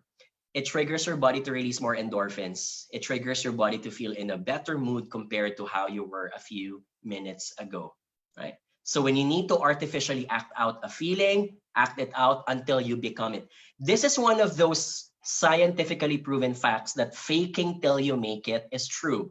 You fake that you're happy for a few minutes and you'll eventually be happy. Not forever in life, but at least you can act it out for the moment that you need it. Can I get an exclamation mark? And that's a good thing, because in a phone call, no one gets to see that, right? No one gets to see how it takes more muscles to frown than to smile, FYI. Because the muscles include the upper parts of your head. Okay, no one gets to see if you're slouching. No one gets to see if you're standing up. No one gets to see if you're doing anything else. So those are the advantage, the hidden advantage of remote engagement. Okay, that's tip number 1. Number 2, and here's a question. I wish there was a way. I talked about this kanina. I wish there was a way for me to tell my customer to listen and focus more to what I'm saying without saying it directly to them. Could you please type letter A, yes, B, yes, letter C? It's a rhetorical question, by the way. So here's a tip, and it's a very easy tip. Many of you may be doing this already, right? So I'm going to start with the best practice from telecommunications company like PLDT and Globe. Do you notice that before continuing a transaction, if you call them up, this is the first thing that the agent will ask from you? Could you please type? Make a guess. Pag tumawag ka, okay, Jamaica, very good. The answer is they're going to be asking for your name, right? And a lot of you may be wondering, why do they need to know my name, right? I just need to get my problem fixed. That's it. And there's a reason to that. Names are powerful. Names are labels. When we put a label into something, we are signaling to the other person that you have given me permission, control over you, right? Parents will never be at ease if they don't give a name to their kids the moment that they were born. Yes? We feel less stressed in life if we get to label that there is such a word for a feeling that other people are feeling. Can I get an exclamation mark? I'll give you an example. I posted this a few days ago on my social media, and I love this Japanese word. It's called tsundoku. Tsundoku is a Japanese word which means the act of buying books. Buying a lot of them, putting them into a pile, but not being able to read all of them because you don't have time. But you keep on buying a lot of books. Can I get the letter T as in tsundoku if you can relate to that, right? What is the feeling if you put a label onto something? If you get to put a label on something, you validate that the feeling is normal. You validate that the concept is not, you're not the only person who's feeling that concept. So you don't get stressed. You don't feel abnormal. You know that other people are also experiencing the same thing. That label also happens with names. If we get to know the name of a person, we get to have permission that we can call their attention, we can get their identity, and we can do something about them, right?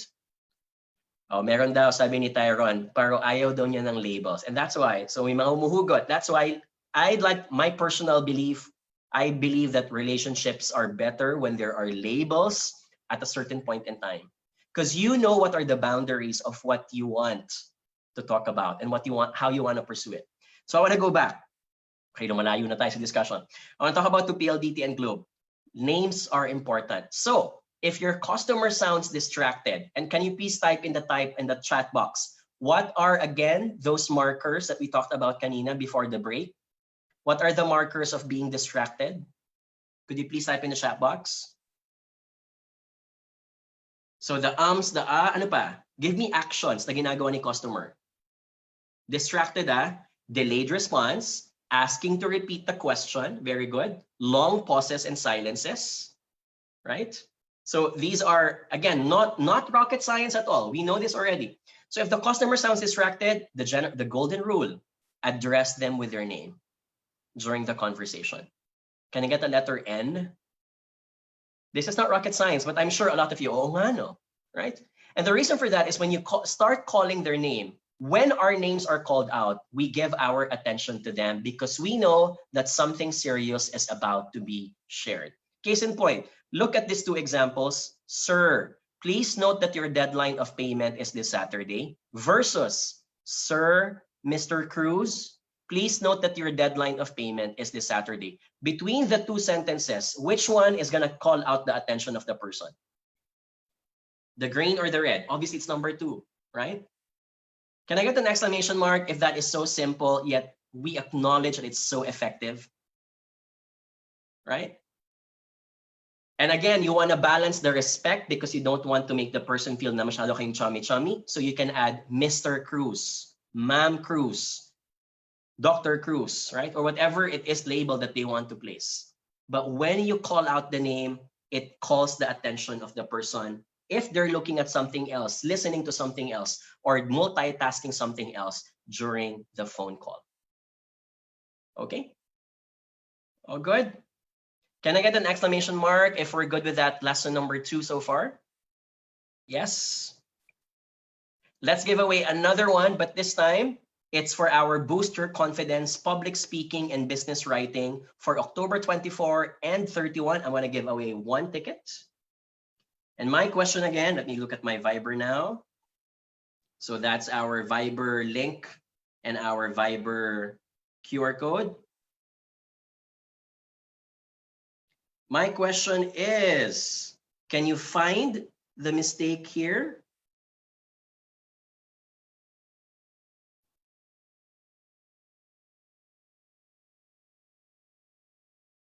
I'm waiting for your response. Ang daming may mali, oh.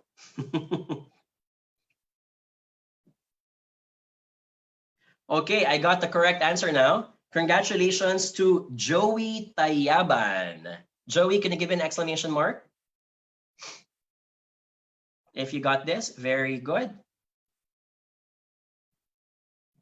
Okay, so why did I give this exercise? I think it's a good example of the brain. The brain is very selective. The brain will only want to listen to what it wants to hear. Can I get the letter H if you acknowledge that?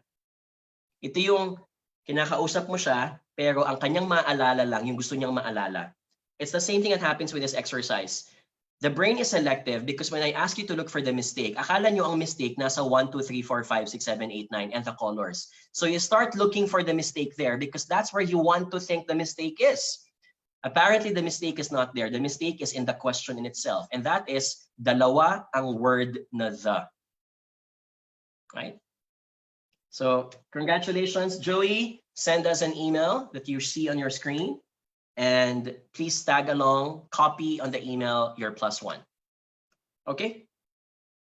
Number 3, be conscious of your pauses during calls, whether they are intentional or not. So I want to share one of my favorite studies about human-computer studies. This was published in 2014 in Germany. And in the study, they say that delays and pauses in online calls make people see us differently. Number 1, when you do a delay for more than 1 second, kahit 1.2 seconds lang, the other party thinks that the speaker is less attentive and friendly. Delays often make the speaker appear to be rudely interrupting the other party. Can I get an exclamation mark if you can relate to that? And also, people infer, nakakatawa to conclusion na to. People infer judgments about your socio-economic status based on the quality of your internet connection. Can I get an exclamation mark if you can also relate? Which means if you want to put your best foot forward, you need to make sure that your internet connection, kung magpapa-impress ka sa customer mo, you don't want to be that advisor na siya ang may pangit na internet connection. Right? Yung choppy, hindi maayos, right? Okay. So just take note of that. These are already validated information. I'm only sharing them because they're also science backed up, right? Number 4, it's normal for the customer to just want to get rid of you after the call. Let's not take it personally. Everyone is busy in life. If they're not interested, they're gonna say something sometimes it might hurt our feelings. Can I get an exclamation mark if we can relate to that? Right? So in order to tell them that this may not be the last call because we might have some more questions later on, one way to entice them is to give them a preview of what's to come. And we call that in marketing as CTA. Could you please type in the chat box what CTA stands for? O, dapat alam na natin to, ha? If not, then it's a good day to learn something. What does CTA stand for in marketing? Call to action. That's right. Call to action, for example, refers to the customer likes it. Okay, I like it. Pero ano na, right? So in this case as well, I'll give you one more. Look at, let me delete. Look at this Facebook post, right? This Facebook post is selling plants. So can I get a letter P dito on plantito, plantita? Anyone? I love plants. I actually have a plant here in front of my desk right now. Yan. Just trying to flex that. If you look at this post, it's by someone who's selling plants. And it says there, Roomba planters come in different sizes and sets. Pero may kulang here. Nagustuhan ko nga ang product mo, pero I don't know what to do next. And so the best way is to always add what you call as the call to action. Send us a message to know more. Call us at this number. Send us in this Viber. The reason for that is because if the client knows what to do next, the next question is how? That's right, Joshua, right? How? Do I go to the bank? Do I meet you up? Are you going to my house? And this is something I'm very passionate about because unfortunately, the Philippines, while we are the BPO capital of the world, I've still experienced really bad conversations from a lot of sales agents over the phone, wherein I'm already signaling my interest and they don't know what to do next, right? Do I swipe my credit card? Do I go to a website? What do I do next? Do I fill up the forms? Are you gonna tell me what are the forms, right? That's what we mean when you say call to action. Case in point, right? Let's not even talk about phone calls. Let's talk about first internet on social media. Could you please spot where is the call to action here? And here's where I tell you, dapat automatic na lagi mindset natin. Kapag may binibenta, may call to action lagi. That's right. So it's shop now. It's this one. If that button is missing, you're not giving an idea on how the person will buy it. Right? Number two. So CTAs are likely to be forgotten during virtual conversations as well. So if the customer says, okay, let's do it. Now what? Right? When is a good time to call again next week? May I invite you to our upcoming webinar now that we've discussed this? May I ask if you can also share the info with your colleagues? Those are also examples of call to action. Call to action is not just a website link. It is not just a downloadable app. It is not just a Zoom link. It can also be a question such as, can I invite you for another meeting next week? John, I have a few new products that I think that you'll be interested. Could you spare some 5 minutes or 10 minutes next month, right? At the end of the month? So those are all CTAs. Those are all call to actions.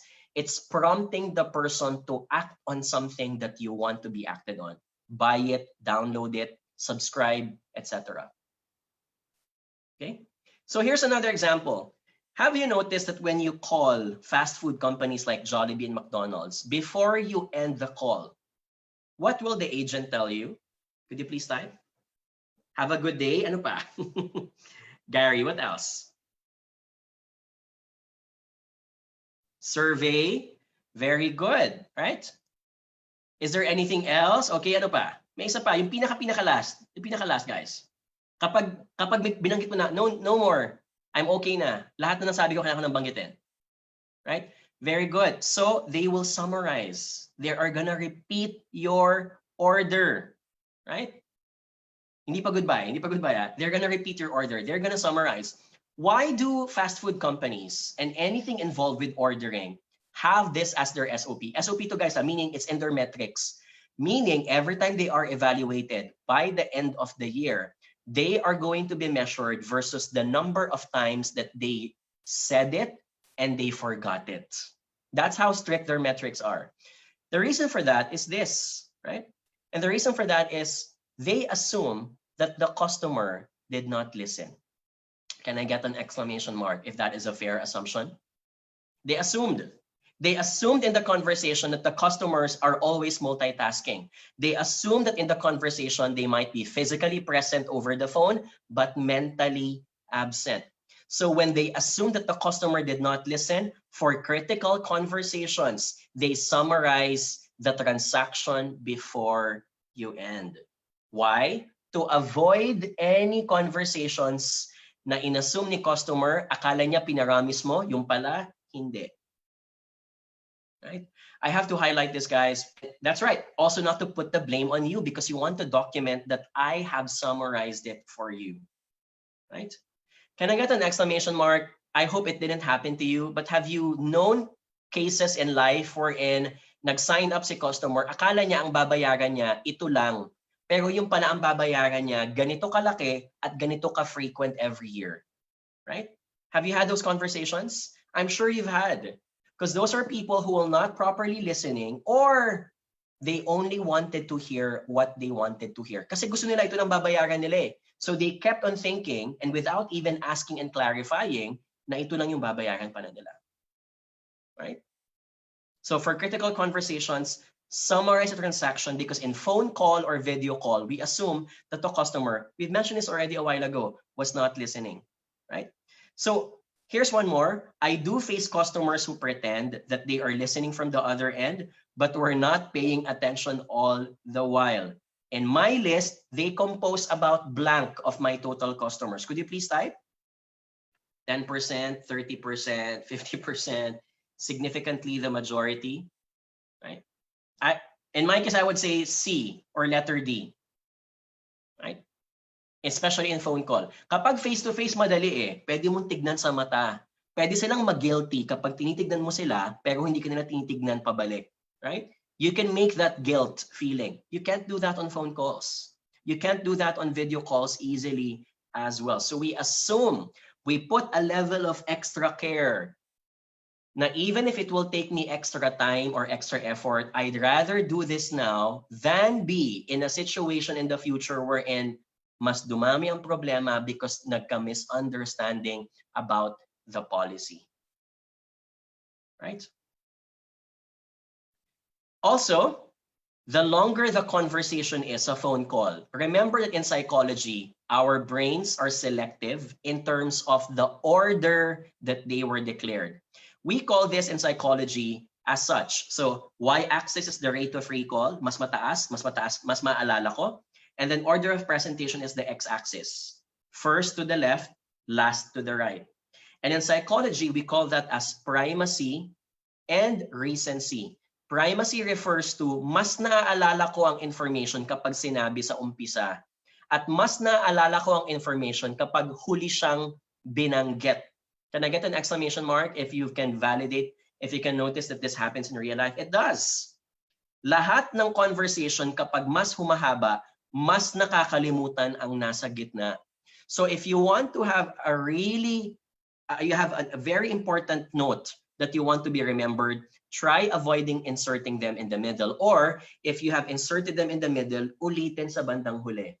This is why PowerPoint presentations in the beginning have an executive summary and also have a recap in the end. If you have no choice but to put information sa gitna, you have to couple or tandem that information with a story, a photo, or an activity. Para meron kang mala Hansel and Gretel, you left the breadcrumbs. When you start asking your audience, guys, did you recall this part of my presentation? It can be easily recalled because it was recalled through a photo, a video, a joke, or an activity, right? Because we're selective. It's the first and the last that usually gets remembered.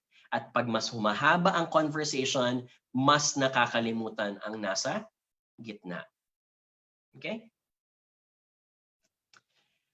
Let's do another Viber contest. This time, I will give away some of our best-selling ebooks, which are available on our website, jonathanyabut.com/shop. And again, that's the bit.ly link, and that's the QR code. And let me check again now my Viber. My question, what is the first commercial airline in Asia? Could you please share?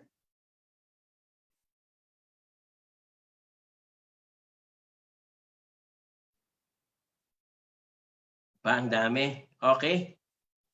Guys, mali ang mga sagot. Hindi po Cebu Pacific. All right. Okay. I got the first correct one now. The correct answer is Alisa Guerra. Congratulations. Congratulations, Alisa. The correct answer is, and this is so proudly, right? It's Philippine Airlines. It's the first flight of Philippine Airlines was in 1941. Right? Okay, so congratulations, Lisa. Please send us an email, jonathan.yabut@jycvasia.com.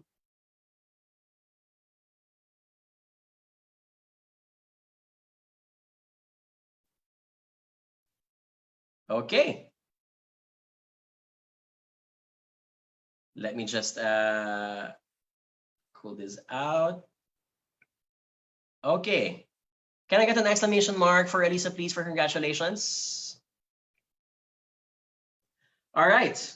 Before we go for another break, number 6, suppress your background noise and ensure high quality video when you can. So when we did our session last time, we talked about ways on how to suppress the background noise. Tumitilaok na manok, umiiyak na bata. They don't sound professional in front of your customer. Yes, we should live at a time when we want to be more forgiving of our situation. But if it's going to be like this in the next 2 years, by the first year, dapat may naayos ka na with your background noise, right? I talked about a software called Crisp, but there are other new features on Zoom, for example, that you can utilize. So let's do a quick additional. I haven't shared this yet to Sun Live. And these are new, by the way. So when it comes to your microphone, case in point number 1, please take note. Here's a pro tip. Most smartphones will always have better built-in mic quality compared to your laptop's mic. So kung hindi naman importante mag-share ng screen and you can do a video sharing and with your calling, choose a smartphone at the end of the day. Can I get the letter S? The quality of the voice call in a smartphone is always going to be crisper and sharper. That's one. Number 2, let's look at your Zoom if you're using Zoom. So go to the mute. Can I get the letter M if you see the audio? Naka-mute kunwari ang aking phone. That's the audio button, by the way. I'm going to click that arrow and I'm going to go to the audio settings. So I will click that one in color blue. And then when I click the audio settings, I will get this part. This was only added last month, by the way, by Zoom. Do you get to see this? Can you please type letter S as in suppress? Suppress background noise. All right. So when you do that, choose it to high. And that can suppress background noise. So what the technology does is it will only detect voice. Anything that's not voice, pumukpok na magtilyo, umiiyak na bata at the background, or anything that's pink noise or faint, it will suppress it. Make it high if you want. By the way, if it's your first time to do this, you will get a prompt on Zoom that says, this requires a downloadable app. So click yes. You don't need to go to any website. It will just be on the same app. Click yes and you will download it. Just a quick caveat. Please make sure that you accept the fact that when you put it on high, you are eating up more consumption of your computer's power. So if your RAM is not as good, then it can slow down your laptop. Ito yung pwedeng maghang ang iyong Zoom. Okay, can I get an exclamation mark if that's clear? So it's a balance of both. Okay, now if you don't want to use that because it's consuming so much of your power, I want to do another one.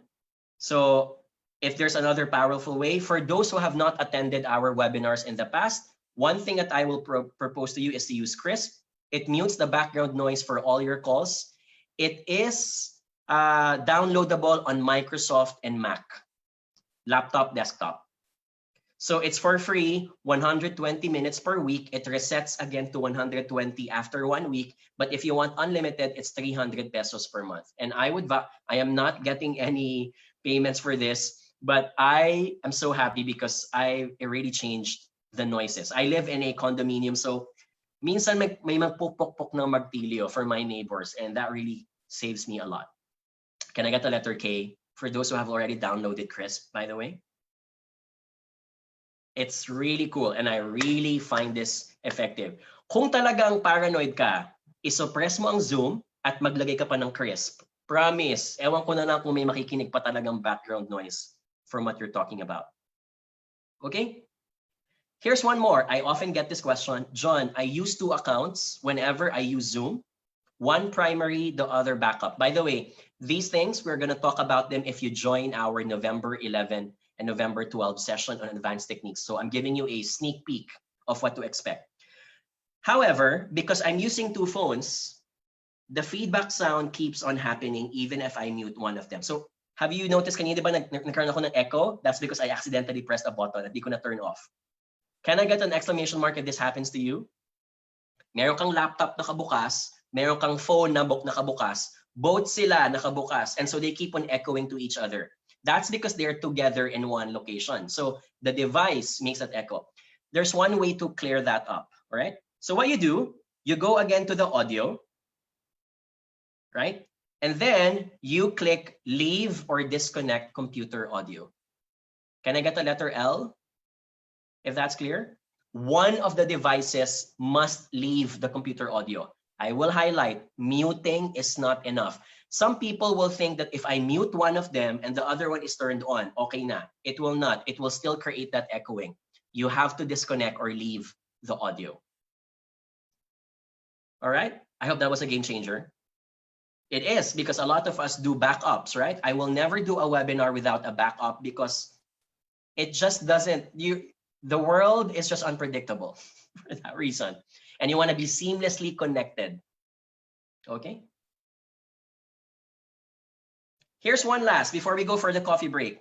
Let's check out some advanced Zoom features for video.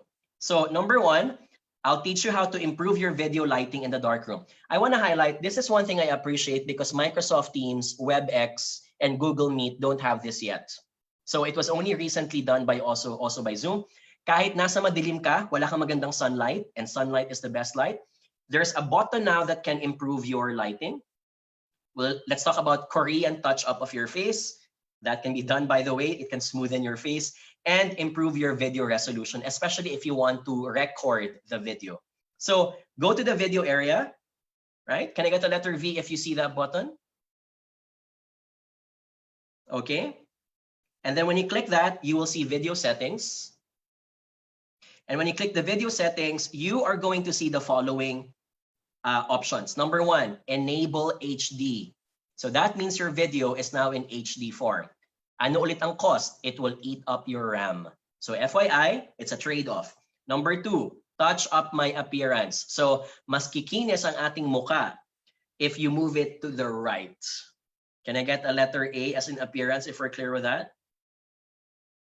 Okay. And finally, the last is adjust for low light.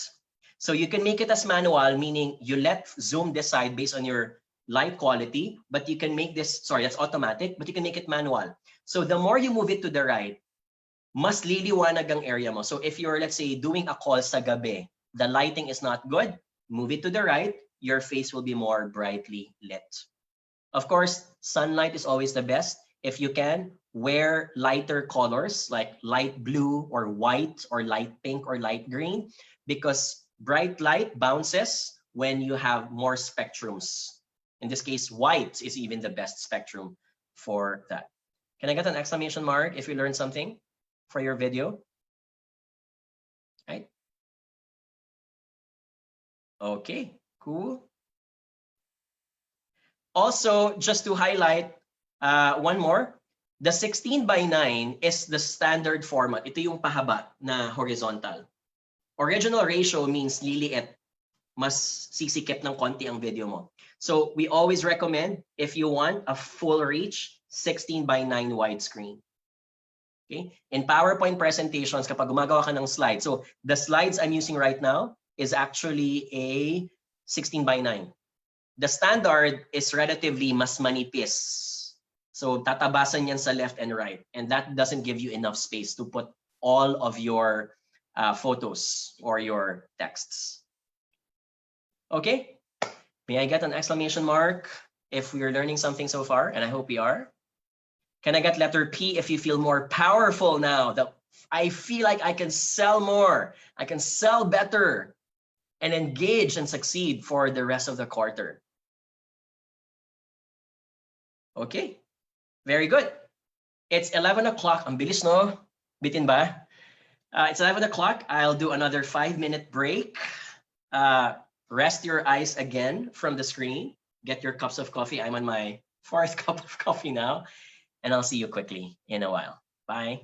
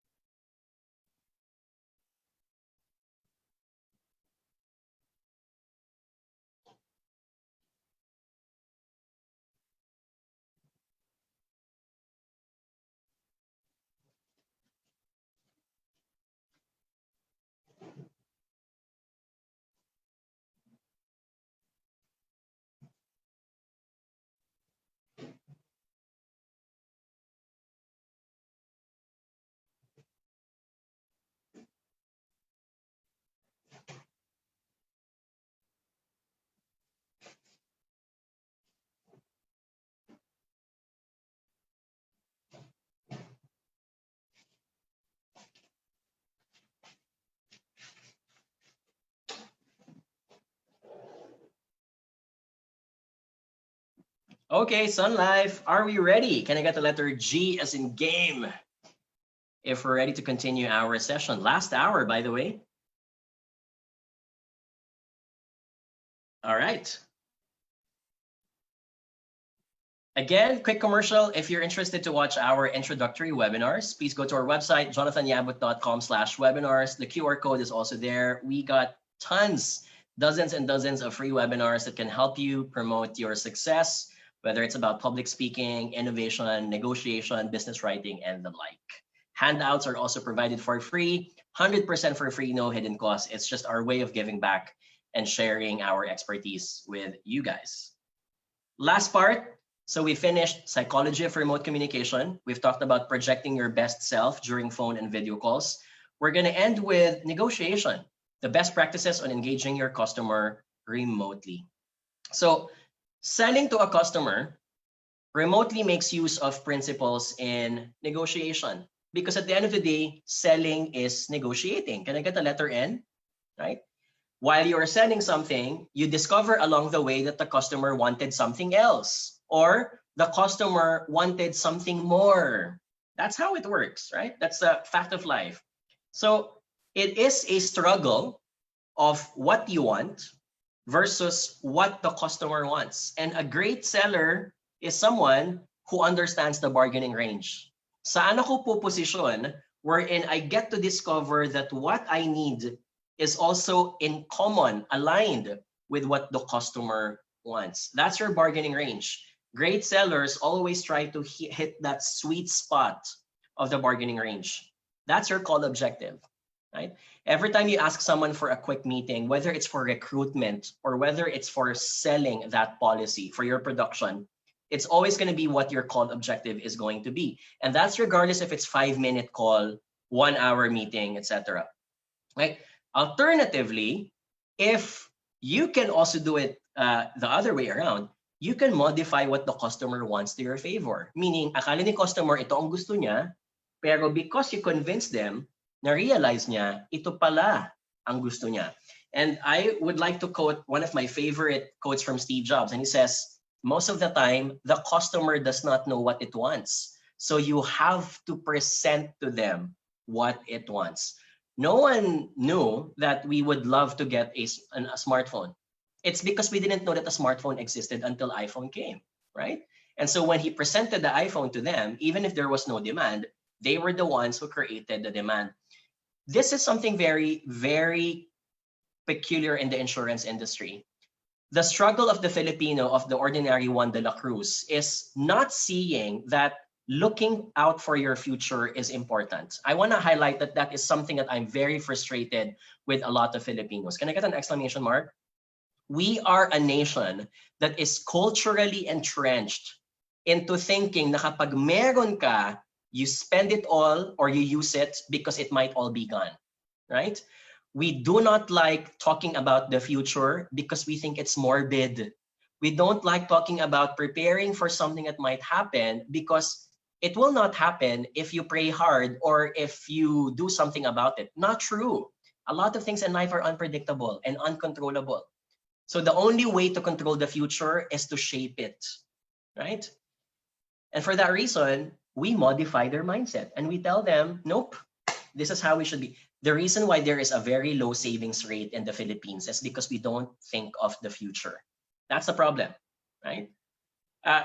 There is no country in the world, apart from other Latin American countries, that have a thing called pecha de peligro, right? Is there such a thing in Hong Kong? In Malaysia? No, they don't have that concept because there's no concept of wasting all and spending all your money just before the next salary day happens, right? So I want to give a case study from the telco industry again, a good best practice. Telco industry standardized that when you're calling a customer, it has to happen within the next 10 minutes. Can I get a number 10 in the chat box if you've noticed na ganun kabilis ang conversation?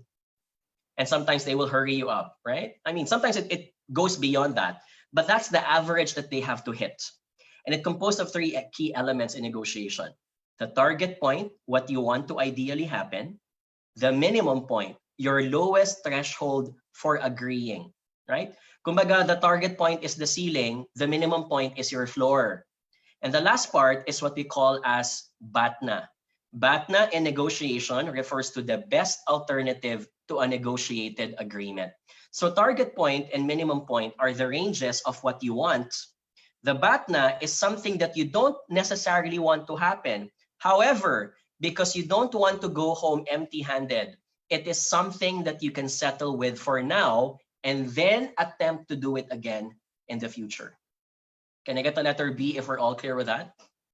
So we all aspire, if we're selling something, to aim for the target point, least case scenario, minimum point, and then BATNA, meaning we modify our intentions with the person.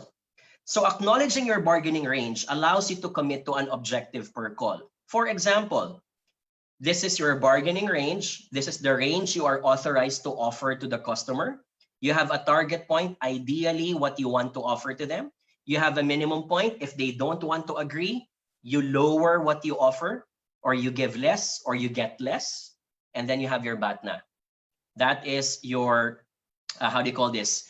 Your best alternative to negotiating agreement. So case in point, let's talk about price.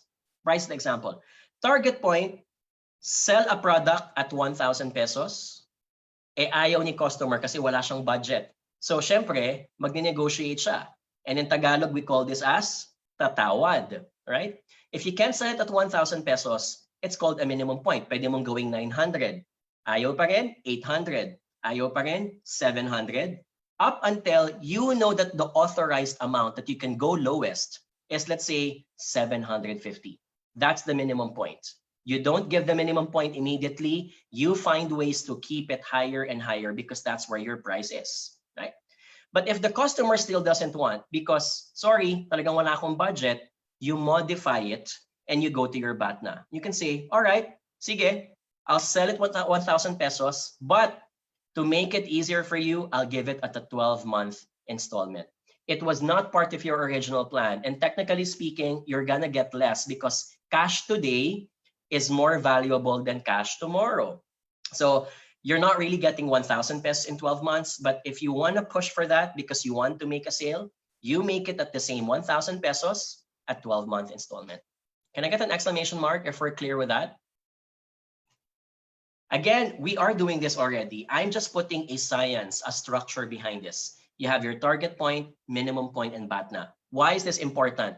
Most of us, and I'm going to call out the branch managers and the leaders in the room, when we start mentoring our freshies and our younger ones, napapansin nyo ba that when they sell, they don't have a structure at all? Kung ano yung ibibira, yun ang ilalabas. But putting a structure allows them to know their limits and what they can modify in the end. Let's look at another example. Let's say you're negotiating for a birthday gift in 2020 from your parents. Let's say you are 20 years old, you just graduated from university, and your parents are wealthy parents who are giving you a gift. Sabi nila, last December 2019, anak, by March 2020, kapag nag-graduate ka with honors, I am gonna give you a trip to Europe. So yun ang negotiating point ng parents mo, right? And if you don't get to finish with honors, but let's say hindi summa cum laude, let's say cum laude lang, they're going to give you a minimum point. They're going to give you a trip to Australia instead. However, COVID-19 happened. You still want to get that negotiated amount. You can have a BATNA in which you say, okay, Dad, I can't go to any of them because I can't go out. Can I just encash the trip cost? So you negotiated versus not having anything at all. When you know that your parents can give it to you, you encash the trip cost. Can I get an exclamation mark if we're now appreciating the structure here, the target point, the minimum point, and finally your BATNA? Because that BATNA is better versus being empty-handed and not getting anything at all, right? Encashing the trip cost means that you get it, you may not spend it, tago mo, at kapag okay na lumabas, then you might want to spend it for next year if flights are now allowed to Europe or Australia, for example, right? In the telco industry, a sales call must ideally conclude in the next 10 to 15 minutes. Case in point, 3 minutes to discuss the target point, 5 minutes to discuss the minimum point kung ayaw ni customer, and then you have another 2 minutes to offer an alternative, your BATNA. So for example, if I were to do a sequence of selling in a buy situation, please look at the top part. You have the number of minutes allotted, 1 minute, 3 minute, 5 minutes, 7 to 10. Of course, just putting a disclaimer there, in telco industry, the situation is more time pressured compared to the insurance industry, wherein there can be more casual conversation. But I want to give this example just to give you how it's done when time is of the essence. So in a buy situation, you start with a warm-up, you offer the target point, and the customer may like it, so he buys. You immediately give your call to action. Okay, if that's the case, ma'am, here are the forms to fill up. I need your this and this and this. Here's the bank deposit. I need to fill up this form, etc. If the target point is not met immediately, it can be this situation. You start the warm-up, you have a target point by the 3rd minute, not interested, banat ka with the minimum point, right? And perhaps in the minimum point, pwede siyang bumili. Then you do your CTA. Can I get an exclamation mark if we see how they are structured in terms of the time? Again, may not be applicable in all of our customers, but I'm just showing you that when you structure something, you have a limit, you have guidance to follow. That's the buy situation.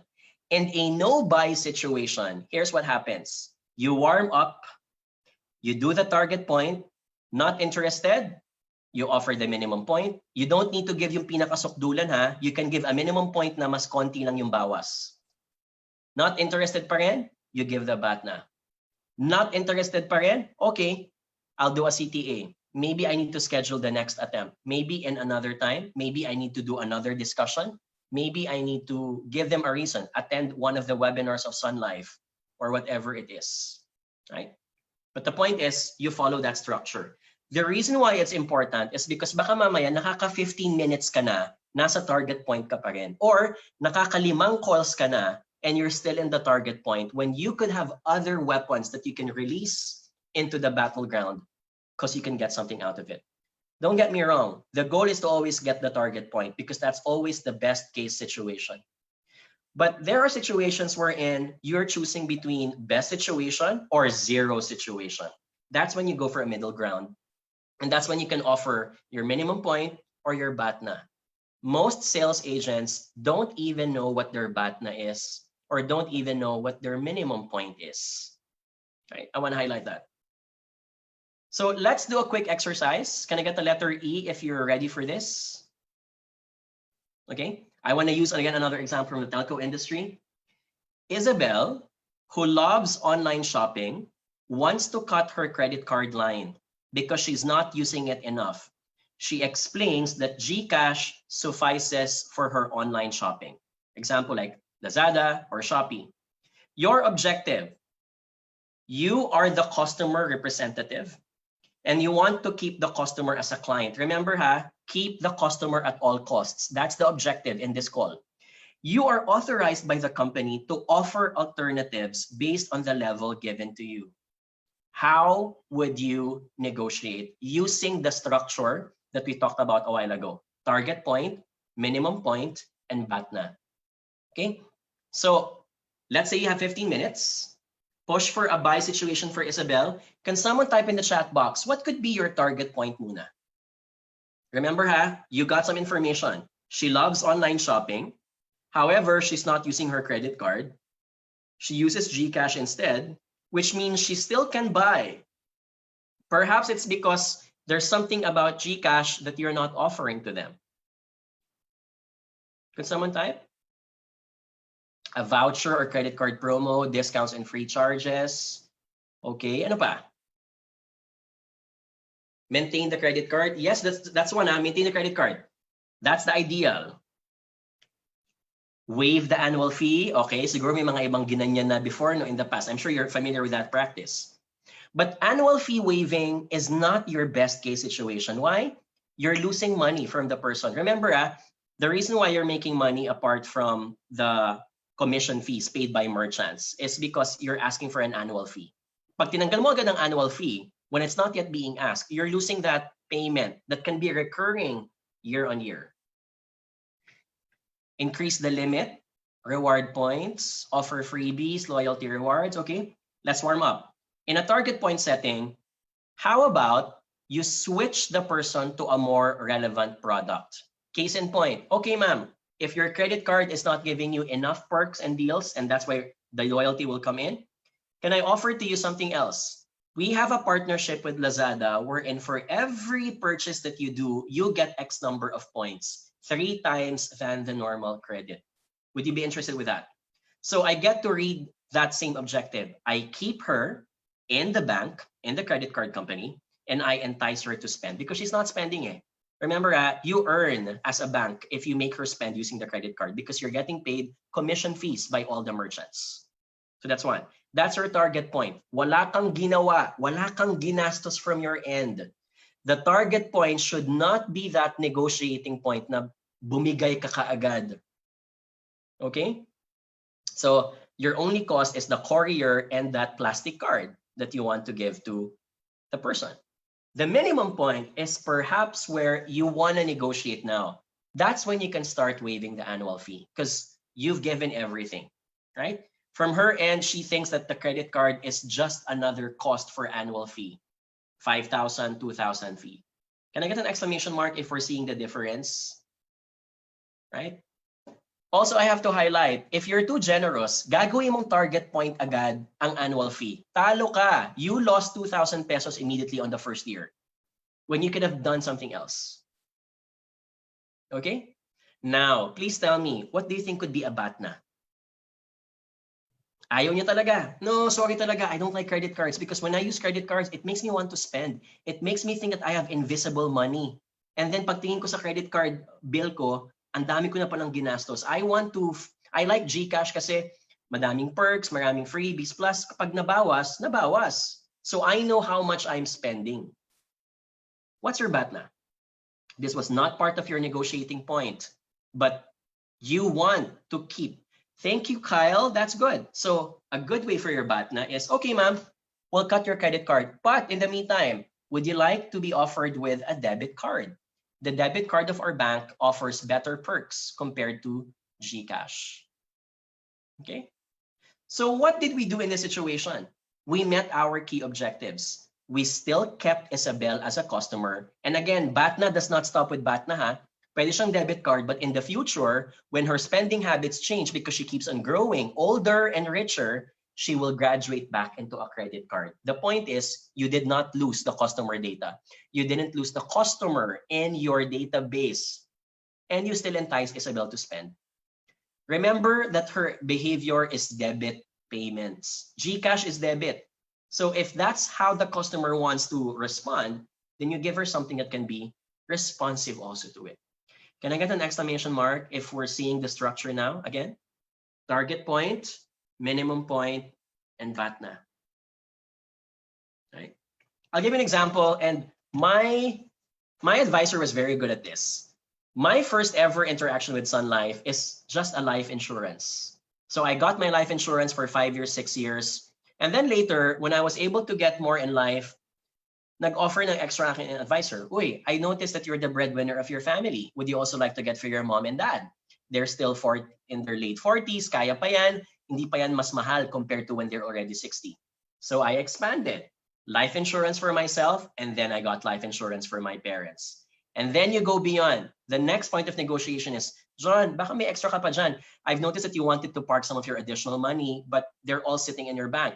And so money market funds came in. Can I get the letter M if you love money market, by the way?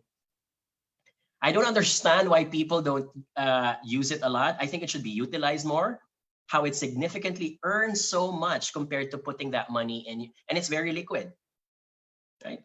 And then later on, nag-negotiate pa ulit ng aking advisor. Oh, John, critical illness naman tayo. You have your life insurance, but that's it. If something happens, anything that's critical from your list, you may also want to keep that, right? And that's not going to be covered. If you're an entrepreneur, you're not covered by your employee, you have to cover that on your own, right? The same thing happens also for BATNA in this case. Some clients may not get your target point because they already feel that they've already covered that part.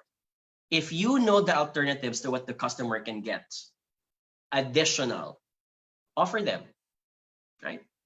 But that is requiring one thing. you need to know who your customers are. That's why profiling is so important. That's why profiling is now a struggle in the time of COVID-19 because we can't see our customers face to face. Paano manamit? Anong itsura? Kapag nag-meet up with you, ano yung kotse nila? Some of these things are important in probing who the customers are. We can't see them anymore. Right? So the other context clues are gathered from how they speak, the background noise, which we've talked about a while ago. Right? Here's a few more. Customers likely say yes when they're given choices because humans yearn for autonomy. Choices that are given means I am independent. So a great seller offers choices. But here's an interesting part. We love it when our requests or instructions to someone are given a set of choices. Kapag nag-uutos ka sa isang person, to make the person think that they can be more amenable to your request, don't give it as a one-dimensional instruction. Give it as a set of choices. There's a higher chance that a customer will buy if you give them options rather than imposing what they need to buy. I'll give an example. Please water the plants tomorrow. You can say that to your kids if they want them to water the plants, but not all of them will follow it because inuutusan ang kanilang impression.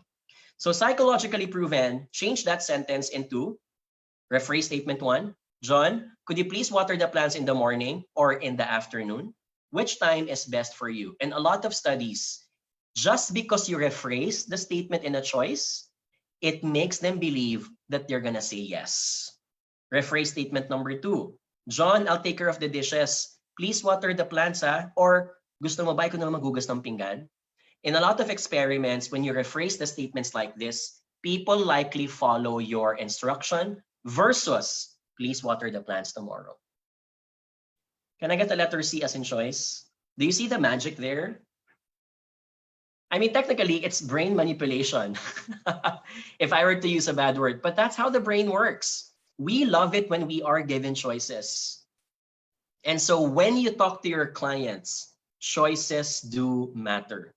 While it's great to be the one to select it for them, you might want to give them a good set of choices.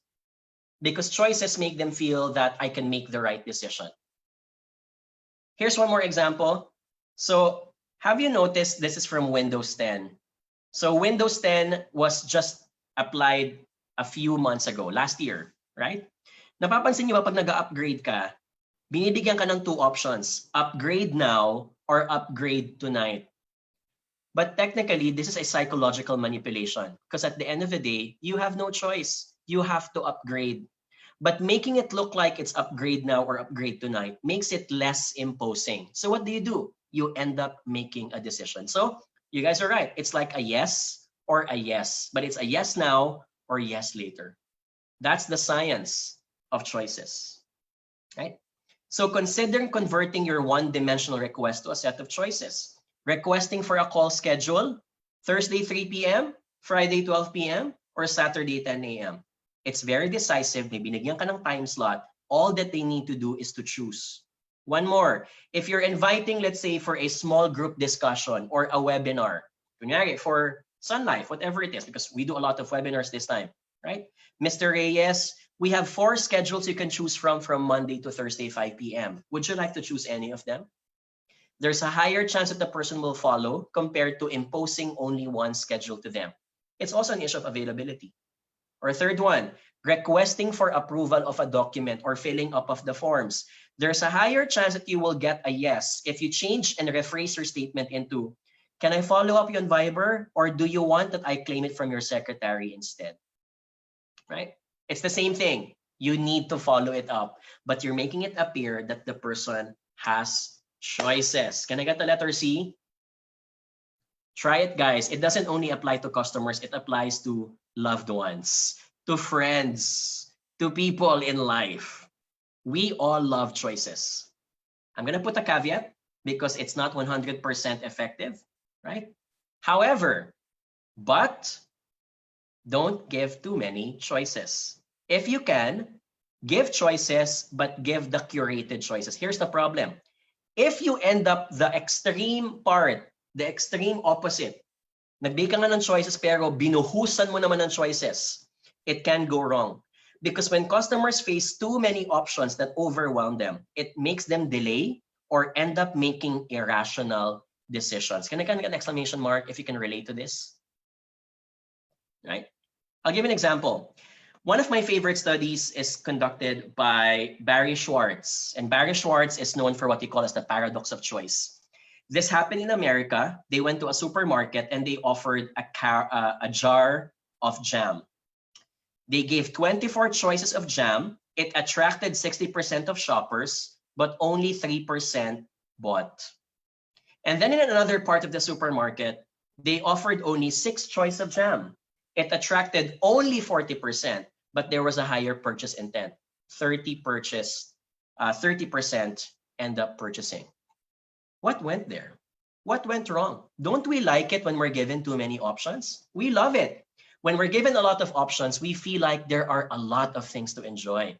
The problem is that same happiness that we get from getting so many options is the same happiness that makes us sad. Why? Kapag ang daming pwedeng potential source of happiness, matatakot kang gumawa ng decision because you might end up regretting because you don't know the right decision at all. Therefore, we call this as the paradox of choice by Barry Schwartz. At a certain point, our satisfaction in life is inversely proportional to the number of options presented to us. That's right, Peter. A lot of things happen in supermarkets, for example. So the science of choosing goes like this. More choices, less time, more stress. More stressful to choose, more regret potential. More regret potential, ide-delay ni consumer ang kanyang decision. Bukas na lang, baka magkamali ako eh. Gusto ko munang pag-aralan. Next week na lang, baka mamaya may iba pang magka-canvas sa akin at baka bigyan ako ng mas magandang option, right? Or mas magandang price. And here's the problem. We don't like it when the consumer delays the decision because many delays end up not happening at all. The faster the consumer decides, the more likely the purchase is committed. Here's one more problem. Kapag dumadami yung options ni customer, anong ginagawa ni customer? Minsan nagiging irrational. In a lot of studies, kapag binigyan mo ng 20 or 30 options and they're feeling helpless. Naku, kahit anong piliin ko mukhang mali. So sige, I will not think about it anymore. They will use superstition. They will use eeny, meeny, miny, mo. They will start telling, ikaw na lang pumili para sa akin, baka mas alam mo eh. And that's an irrational choice. You're not choosing what's best for you. You're making fate and destiny choose it for you. And we don't want that. We don't want our customers to choose whether it's Sun Life or another brand because of an irrational reason. We want them to choose Sun Life because Sun Life offers the best products out there because that's what we are communicating, right? You want the battleground to be fair, right? And finally, number 4, at the end of the day, too many choices make humans less happy in life. You're less happy in your relationships with your partner if you keep on thinking that they might be a better one. Can I get a letter H kung kaya niyong humugot with that? This is the reason why ignorance can be bliss and why contentment is not an imposition, it's an art. The more you keep on thinking na pwede ko pang makakuha ng mas maganda, mas bago, mas special, the more you keep on thinking like that in anything you want in life, it can also make you sad. Don't get me wrong, it's nice to keep on aspiring for the best. That's what I always believe in. But there needs to be that Goldilocks rule where you keep on saying, this is what I want, but this is what's possible and what's gonna give me that happiness that I need in life. That happens with insurance. Don't be that advisor who keeps on giving too many policies. Naka 10 ka na or 15 offer. Sometimes it pays also to curate. Given the lifestyle of the client, given the age, can you curate and offer what you think is relevant? And you guys are lucky because Sun Life has so many flexible options for that, right? Tell them that this is the set of choices that they can choose from that can suit their lifestyle, age, and their budget. And so you curate the option and eventually they're going to make the decision faster, right? Can I get an exclamation mark if you've been in this situation we're in? Sabihin sa'yo ni client, sige, thank you ha. Hiningi na yung sheet. Yung schedule sheet hiningi na from payment of year 1 to year 10. and then babalikan ka daw. But really what the person says, I don't know how to decide. A lot of them are like that. And that's because they are overwhelmed with too many options. We call this in marketing as the fear of missing out. There's also another term for it. It's called the fear of better options. I will delay my decision because there might be a better decision that I can make tomorrow or next week. And I can't make a decision kasi ang daming offer eh. Too many offers, too many cooks spoiled the broth, too many offers delayed the decision. Why is the SM supermarket or department store sale only for 3 days? Because if you make the sale for 1 week, it does not give value of hurrying up. That good amount of stress makes them feel that they want to make a decision immediately because it's only for 3 days. 9-9 and 10-10, 11-11 and 12-12 is only going to be for 1 day because it stresses you that you have to make that decision and make that time to go and put it into the cart for only 1 day. Right? Why? It's forcing you to make a decision. Okay? Can I get an exclamation mark? Are we appreciating that in negotiation? So a good element of time pressure and a good element of choices make the decision faster. Here's one more. Generally, let's proceed. Number 3. Generally, which is easier and more convenient to answer in the exams? If you remember your younger days, is it a multiple choice exam, fill in the blanks, or true or false? Could you please answer? Ano yung mas madaling sagutin? Letter C, true or false? Letter C, no, kasi 50-50. Right? So you will notice that none of you answered letter B. Fill in the blanks is obviously harder because you have to give a qualitative answer, right? The same thing happens also for customers. Customers will make a decision faster if you don't make them fill in the blank, if you give them a multiple choice or true or false. So this is number 3. Giving options and even curating it is not enough. Sometimes when you give the options, you also have to serve the recommendation. Remote conversations are likely more open-ended than face-to-face. So use decisive language. Case in point, here's another Windows example. This is Windows software. Napansin nyo ba na kapag Windows wants you to update or reinstall a software, meron siyang options. Recommended option and other options. Here's the interesting part. Can I get the letter R if you see the word recommended? I'm sure you see that. The recommended is a very integral part of the sentence. Why? Kapag nilalagyan ng word na recommended, it's likely what the people choose. 90% of customers choose it when it's labeled recommended. When you go to website, have you seen those options na nilalagyan na bestseller option, most popular option, iba ang kulay, iba ang font size? Have you seen that? Yes? Can I get an exclamation mark? Why do companies do that? Companies do that because when you make the decision in advance, they're likely going to use that same decision you made for them. Right? Some people just don't want to decide. So if you want to make it faster, sometimes you make the decision for them. The art of negotiation is dependent on who gets to decide first and how fast is that decision. So for example, let's do a quick exercise. When you want to engage our customers decisively, could you please help me make my sentence stronger? Some of you may already be applying this, and I'll be very happy if you get that. But if not, we learned something new today. For example, instead of saying, Mr. Cruz, I was wondering when can we meet up about your inquiry on mutual funds? What's a better way to ask that question? Could you please type in the chat box? I'll warm it up. Say instead, that's right, Kerwin, give option dates.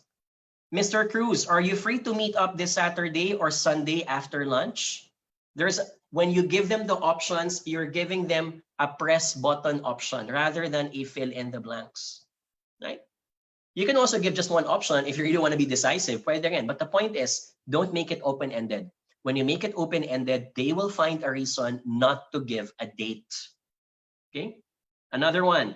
Mr. Reyes, we have an issue about X. Meron kang ipropose na problema and you want it to be solved. How can you change that? How do you want it to be decisive? How you have something in mind and you want to sell that idea to Mr. Reyes. So don't just tell them there's a problem. You say, Mr. Reyes, we have an issue about X and we recommend it to solve it by. You add your recommended solution. Most of the time, when you've done your homework, the client says, oh sige, ikaw na bahala, I'll trust you on it. Or they will keep on asking, yun na ba ang best option? And then if you have another option, present it as well. The point is, you gave a recommendation. Multiple choice answer questions in real life are easier to answer than fill in the blanks. It's the same thing here. One more. Sir, here are the 3 schedule options for our webinars next month. Pili na po kayo. You gave options. That's good. But it's not decisive. How can you push this further? Right? Ito po yung aming investing with Sun Life webinar. So don't just give the 3 options. Choose one. Sir, here are the 3 options. I recommend po yung 5 o'clock because you mentioned before that you are still at work. So 5 could be your best date. Sir, can I check this now? Let me enroll you for the 5 p.m. Higher chance the person is going to say yes. Versus, sige, give me the 3 options. Balikan kita tomorrow ha, kung ano pipiliin ko. And by the time tomorrow happens, tomorrow does not happen. The next day doesn't happen. The next week, wala pa ring option. The customer delays, the customer ends up not making any decision at all. Your choice of language determines how decisive the conversation is going to be. Can I get an exclamation mark? If you see the difference, right? So here's where I want to insert. Let's do away with those emotions na iba ka sabihin niya, imposing ako. There's a way to be suggestive but not imposing. There's a difference between the two, and your tone and your manner and language determines that. Okay? In the food and beverage industry, they have what they call as a customer recommendation triangle. If a client asks for what does he order at the menu, you give 3. What's the best seller? What's the budget? And what's the non-negotiable feature that you're looking for? This is why the best waiters out there, or the best people in the hospitality, cabin crew, how do you call this, restaurant managers, when they ask something, they have a part yan ng training nila. Kailangan may automatic sagot. What's the best seller? What's good for value? Ano yung sulit? And what are you looking for? If you're looking for taste, here's the option. If you're looking for variety, here's the option. If you're looking for length, here's the option. Okay? Baon dapat yan. This is not something that you think about only when the discussion is happening. It should be prepared prior to the conversation. Walt Disney has a very good case study about this. They call it the art of decisive personalization. So Walt Disney employees, many of them are called Imagineers. Engineer, imagination. In Walt Disney theme parks, guests are asked for their reasons for visiting when buying a ticket online. So my blank, are you doing this for a birthday, for a honeymoon, etc.? Because when they get to know their customers, they get to offer alternatives when things go out of hand. Number 2, meron silang rule. If a ride is not available because ang haba ng pila, the staff is trained to immediately suggest the closest substitute to that ride. Why? We don't want our customers to go home saying, sayang ang $100 ko because I wasn't able to ride anything else. That's their metric. Number 3, they offer another alternative. If you want to be able to get onto that ride, go to the website and you can schedule for free what they call as a fast pass. So isa-schedule mo yung iyong roller coaster ride at 2 o'clock to 3 o'clock p.m. Right? Sometimes if you want to go more, you can spend more for another fast pass ticket. But the point is, we don't want our customers to go home saying we didn't get to ride at all. You get to personalize. Can I get the letter P if we appreciate that from Walt Disney? It's the same thing. Your customer may not want life insurance. Could it be because you haven't profiled the customer yet, that they can get something out of... I want to highlight this, Sun Life folks, ha? I want to highlight this. Maybe you're taking this for granted. Not all insurance companies can, as long as you have the license, not all insurance companies can offer other financial instruments. Some insurance companies can only offer life insurance. They can't offer anything else kapag hindi nakakabit ng insurance. But if you're offering also the products of SLAM-C, You can be that person na meron kang life and you offer also bonds. You also offer equities. You also offer money market. Can I get an exclamation mark if you can appreciate that? Because not all of them do. You're lucky because your company can license you for both, can allow you to offer for both, which means you have more options to give as long as you studied the client well. Other insurance company, you can only get a peso bond or a peso equity plan, may nakakabit agad na insurance pa rin. Right? Walang offer na money market. You have to get it from a bank alone. Right? Let's do a quick quiz. Let's see if you were learning so far. When customers are given too many options, they are likely to blank. Letter A, delay the decision, make a wrong choice, let go of the decision, all of the above, or letter E, A, and C only. Okay, halo-halo ang mga sagot. Okay. The answer is letter D as in dog. Some of you were skipping the letter B. They can also make the wrong choice. Remember our discussion a while ago? We had a discussion about making the wrong choice. They make irrational choices. Alam niyo yung mga customers na natatakot maggumawa ng maling decision, ano ginagawa nila? Nagtotoss coin. Right? Can I get an exclamation mark if you can relate to that? Ang daming options na binigay. Anong gagawin nila? Titingin kung uulan. Sabihin nila, kapag uulan, pipiliin ko to. Kapag hindi uulan, hindi ko siya pipiliin. That's an irrational choice. Right? Because you're overwhelmed. And that's not the way to make a decision, by the way. Yes, there are things that you can leave to fate, but you don't do that in an insurance policy. Okay? Let's do a quick exercise. I'm going to throw this now. Please type on Viber in computer language. What does RAM stand for? Let's look at your responses here. Okay. Correct answer is... Pandami ah. Okay, Russell David. Congratulations. Can I get an exclamation mark for Russell if you got this? Please send us an email. JonathanYabut@jycvh.com. The answer is random access memory. It is the ability, it's a hardware, but it also acts like a software in this case that allows your computer to be powerful enough that it can multitask so many programs open on your computer. Too many programs open makes your computer slower. Using video streaming like Zoom makes your computer slower. Okay? Last two. Number 5. When you get a decline, dig deeper with the why.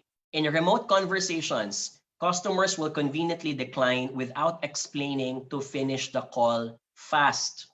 Mind the reason when you can. So here's a case study. So I want to give out a joke.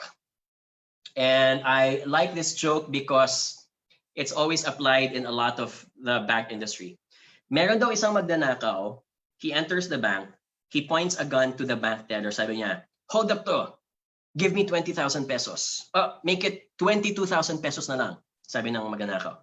And then the bank teller asks, okay, pero sir, pwede ko po bang i-ask, bakit po masyadong eksakto? Bakit po 22,000 pesos? So of course, the robber got irritated, but he answered the question, says, kasi kailangan ko magbayad ng renta ng apartment. Wala na akong pera for it. And then the bank teller makes a joke. Hindi nyo po kailangan magnakaw ng bank. What you need is a home loan. Can I get an exclamation mark? If you find that funny. I think it's corny, but it's also funny at the same time. What does this mean? A lot of us assume without asking questions when we get a decline. Give up na. This guy did, this bank teller didn't.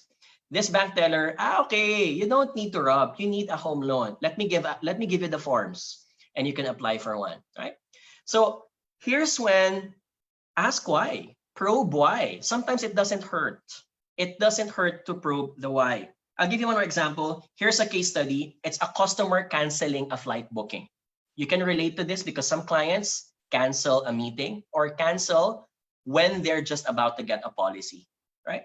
So here's an example. Customer says, "Hi, I'm calling to cancel our flight. My girlfriend booked a surprise trip to Boracay, but I don't like Boracay kasi." If you're a not so good agent, you will dismiss it and say, okay sir, sige po, cancellation fee may apply. May I ask for your booking number? And she proceeds canceling the flight. Not a good sales agent because you don't want to cancel the booking. You want to keep the payment. You don't want to give it back. So if I were to revise this conversation, I will change it to, ulitin ko, "Hi, I'm calling to cancel our flight. My girlfriend booked a surprise trip to Boracay, but I don't like Boracay kasi." I will change the conversation and say, "Di po ba kayo mahilig sa beach, sir? Mas maganda na po ngayon ng Boracay, kaka-open lang po last October 1. And when you start probing the conversation, it will only cost you 10 seconds to do that. You can get information such as the customers will say, no, I like the beach. Gusto ko ang beach. Pero kasi hassle ang pagpunta. May 2-hour bus pa. We booked it in Calibo. Tas may extra ferry pa. Daming hassle. Right? I don't want to go. And now you start realizing, I thought he didn't like the beach. Apparently, there's a different reason why. Now you're empowered to sell. Right? So you will say, have I probed enough? So instead of offering Calibo, you offer the second level. Sir, madali lang po yan. Get Katiklan. You don't need to get a 2-hour bus ride. Right? Ito pa, what if nag-decline pa rin siya? Right? Hindi, ayoko, kahit Katiklan, meron pa rin pupunta ka pa sa environmental fee, you have to fill up the forms. Ang dami, may jetty port, sakay ka pa, and then, our hotel is a bit far. So, it's still hassling for me. Boracay is fun, but I've already been there, so, sorry. But if you're a sales agent, you are going to say, okay, so your issue is really distance. You want to enjoy the beach, but you want to get there as soon as you can. Sir, that's easy. We have 2 options. If you want, you can alternatively go to El Nido because if you do the direct flight to El Nido, the airport is only 15 minutes away via tricycle or any car. You don't need to have any jetty port or any ferry, diretso na. Or number 2, the moment you land in Mactan Airport, it's just a 10-minute drive to Shangri-La or to Movenpick. Right? So you get there immediately. You don't even need to go to the city center. So now you are probing because you dug deeper to the why. You don't dismiss the why immediately because you assumed the why. And here's the problem, if we use our own universe to assume, it might be the wrong assumption until we finally ask, right? So here's one more. So you can say direct flight, 15-minute land trip. You stuck to the objective. You kept the customer. You did not lose the payment that was given away. Right? The classic response of a customer is, sorry, I'm busy. I don't have time. We take it literally. But when you look at reality, it's not because the person doesn't have time. Can I get an exclamation mark if you agree? Nope, not at all. Not true. We all have time. You have 24 hours a day. 100 more per week. If you're inviting someone to a webinar, sir, please invite our upcoming Sun Life investment, financial asset, whatever webinar. And they tell you, I don't have time. You could have your own assumptions. You can say, my other engagement's committed. It's nice, but it's not my priority. Or here's one more. The real reason is not because they don't have time. It's because I don't want to do it. It's not important for me. Can I get an exclamation mark? That's what the person may actually really mean. But you didn't probe. You took it literally. So you assume it's an issue of time. Not true. The person doesn't just want to do it. If that is the case, then you can modify your approach. Is it because I don't think the topic is relevant to my assets? Explain the relevance. Is it because I'd rather watch a recorded session? Find a way to record the option. Is it because I want to know who's also coming? Be strategic. Name drop people if you can name drop just to show how it's a highlight event in your organization, right? If you assume I don't have time, you will keep on thinking, maybe I can extend the time, maybe next time na lang. You got the wrong approach. But if you assumed the real reason, which is I don't want to do it, you change your entire strategy. Magbabago ang target point mo, magbabago ang minimum point mo, magbabago ang bat na mo. And there's a higher chance that you can capture the customer. Can I get an exclamation mark? Do we see how we're all operating perhaps in a wrong box if we got the wrong why? And here's where I end. Tip number 6. When you get declined, don't just ask for the why, probe beyond the why. And many times, pivot your discussion to what rather motivated the customer to patronize the product at the start. Here's what they say in the contact center industry. When you got declined by a customer, a bad agent will accept the decline and do nothing about it. A good agent will probe the why the customer is declining or why the customer is canceling. A great agent will ask, when you wanted to sign up, may I please ask what motivated you to sign up? And a great agent will not just focus on the why should he cancel, but he will focus on why should you progress that interest into a purchase. I'll give you an example. So humans decline for 2 main reasons. It's called an intrinsic decline or an extrinsic decline. Intrinsic decline is an innate natural quality that is hard to modify or change. Ito yung mahirap galawin because it's hard to turn around this type of decline. It's something that is permanent to the person. You can't control it. But there's another type of decline, extrinsic. It's a quality shaped by outside forces, which you have a chance of modifying. It can be based on opinions of people or environment. Here's an example. Let's say I avoid her in class. Let's give a true to life example. I avoid her in class. An intrinsic reason is I avoid her in class because she disrespects people. Mahirap yan. You can't change her overnight because she's just a bad person. Right? It's intrinsic.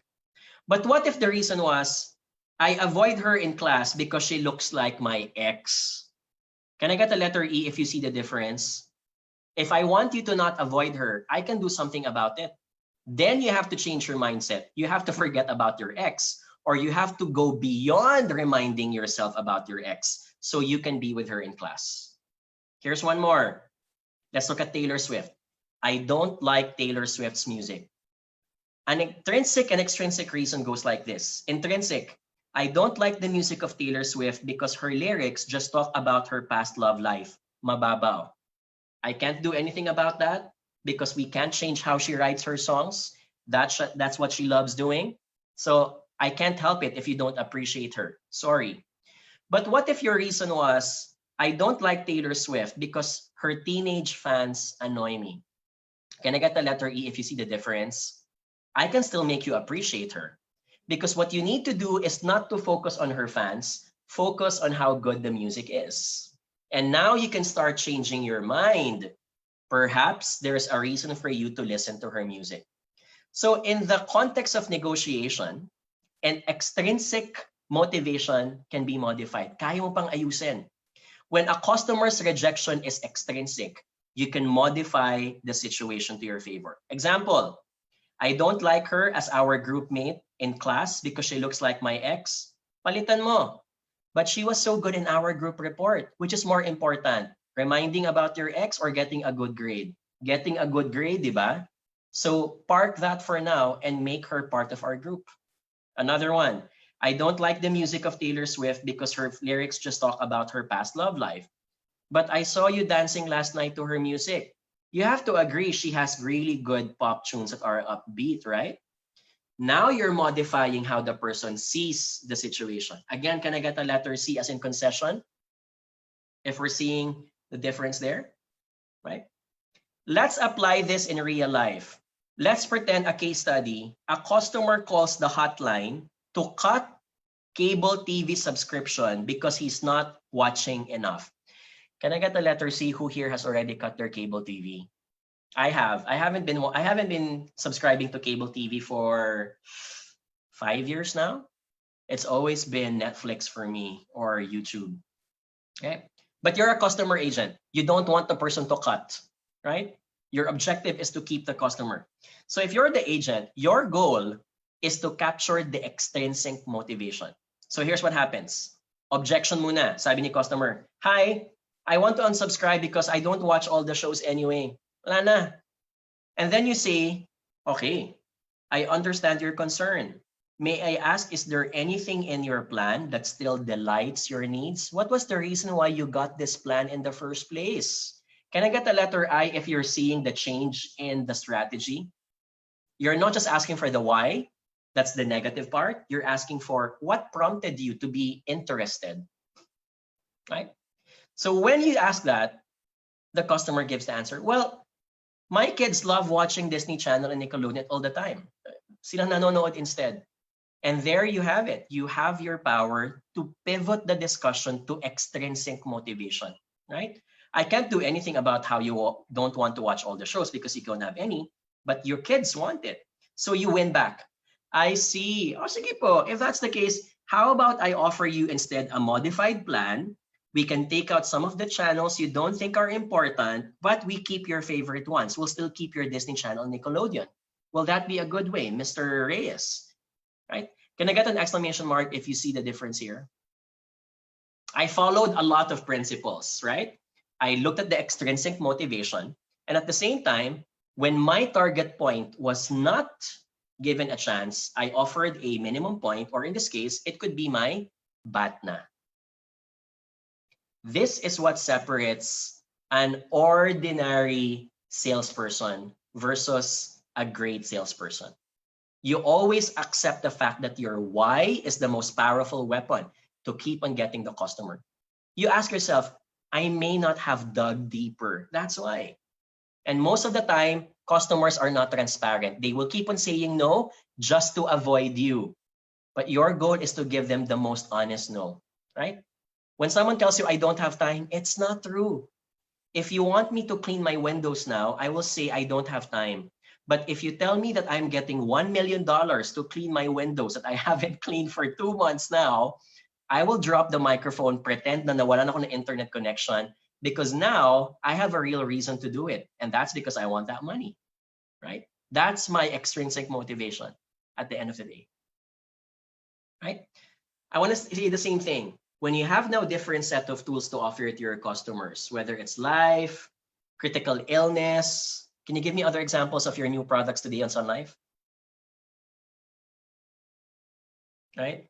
Your Flexi, all the Flex products that you have right now. You ask yourself, what's my minimum point? What's my target point? Cancer care. Okay, thank you for sharing that. I see a lot of your products also new in Lazada. Meron na kayo mga prepaid, right? Endowment, senior care. Okay, thank you. Right?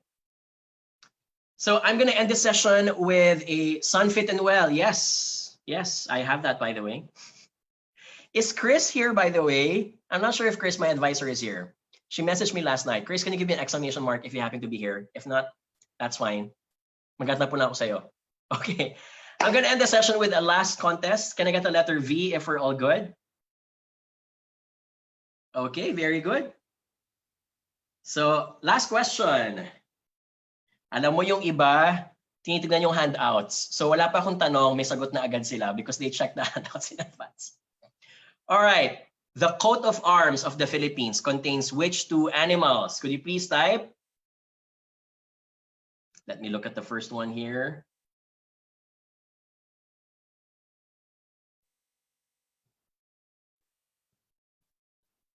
Okay, my correct one, Clef Basa. Congratulations, Clef. Can you give me an exclamation mark if you got it right? The answer is, it's the eagle and a lion. Here's a very tricky trivia. Do you notice that that eagle is not the Philippine eagle? It looks like the American eagle because it was influenced during the time of the American occupation, by the way. All right, so that's the answer. Clef, give me an email, please. Jonathan Yabut at jycvasia.com. Just to summarize our last discussion as I end now.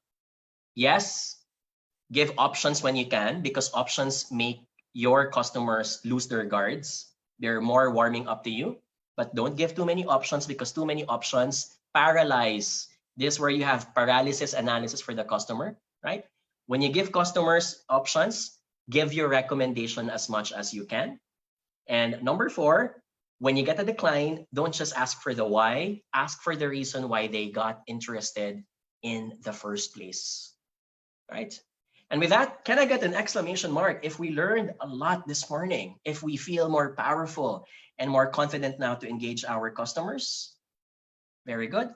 Thank you. I'm gonna give the floor back now to JV, and I wish you all the best. I hope to see you in our more sessions soon, and I'll see you online. Thank you. Happy lunch.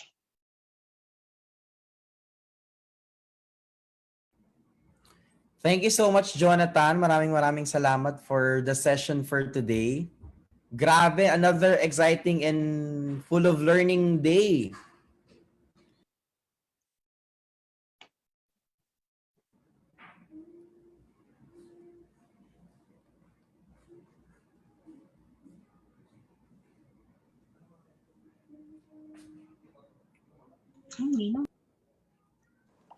Ayan.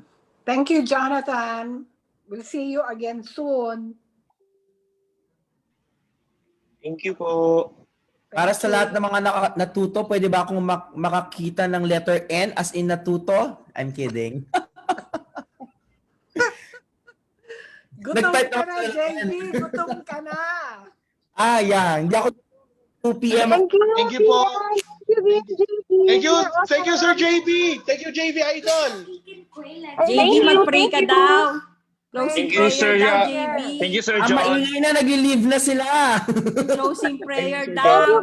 JV, I love you. You're my idol. Thank you, Sir Di ba? JV. Ganun talaga, JV.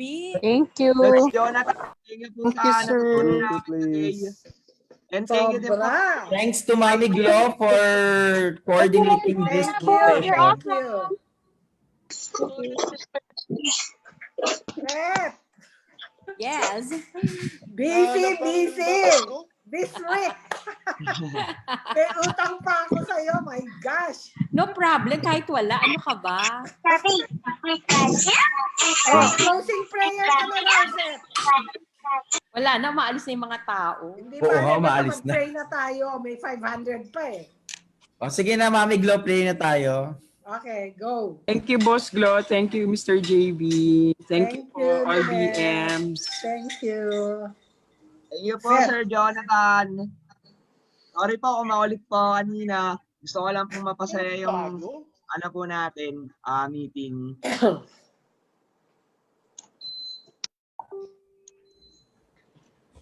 Para lang po may interaction sa mga viewers po. Ayun po. Same here, Just. Saka payong, isang payong. Yung payong daw. Ha? Naka-on ba ako? Ay, hindi ka naka-on.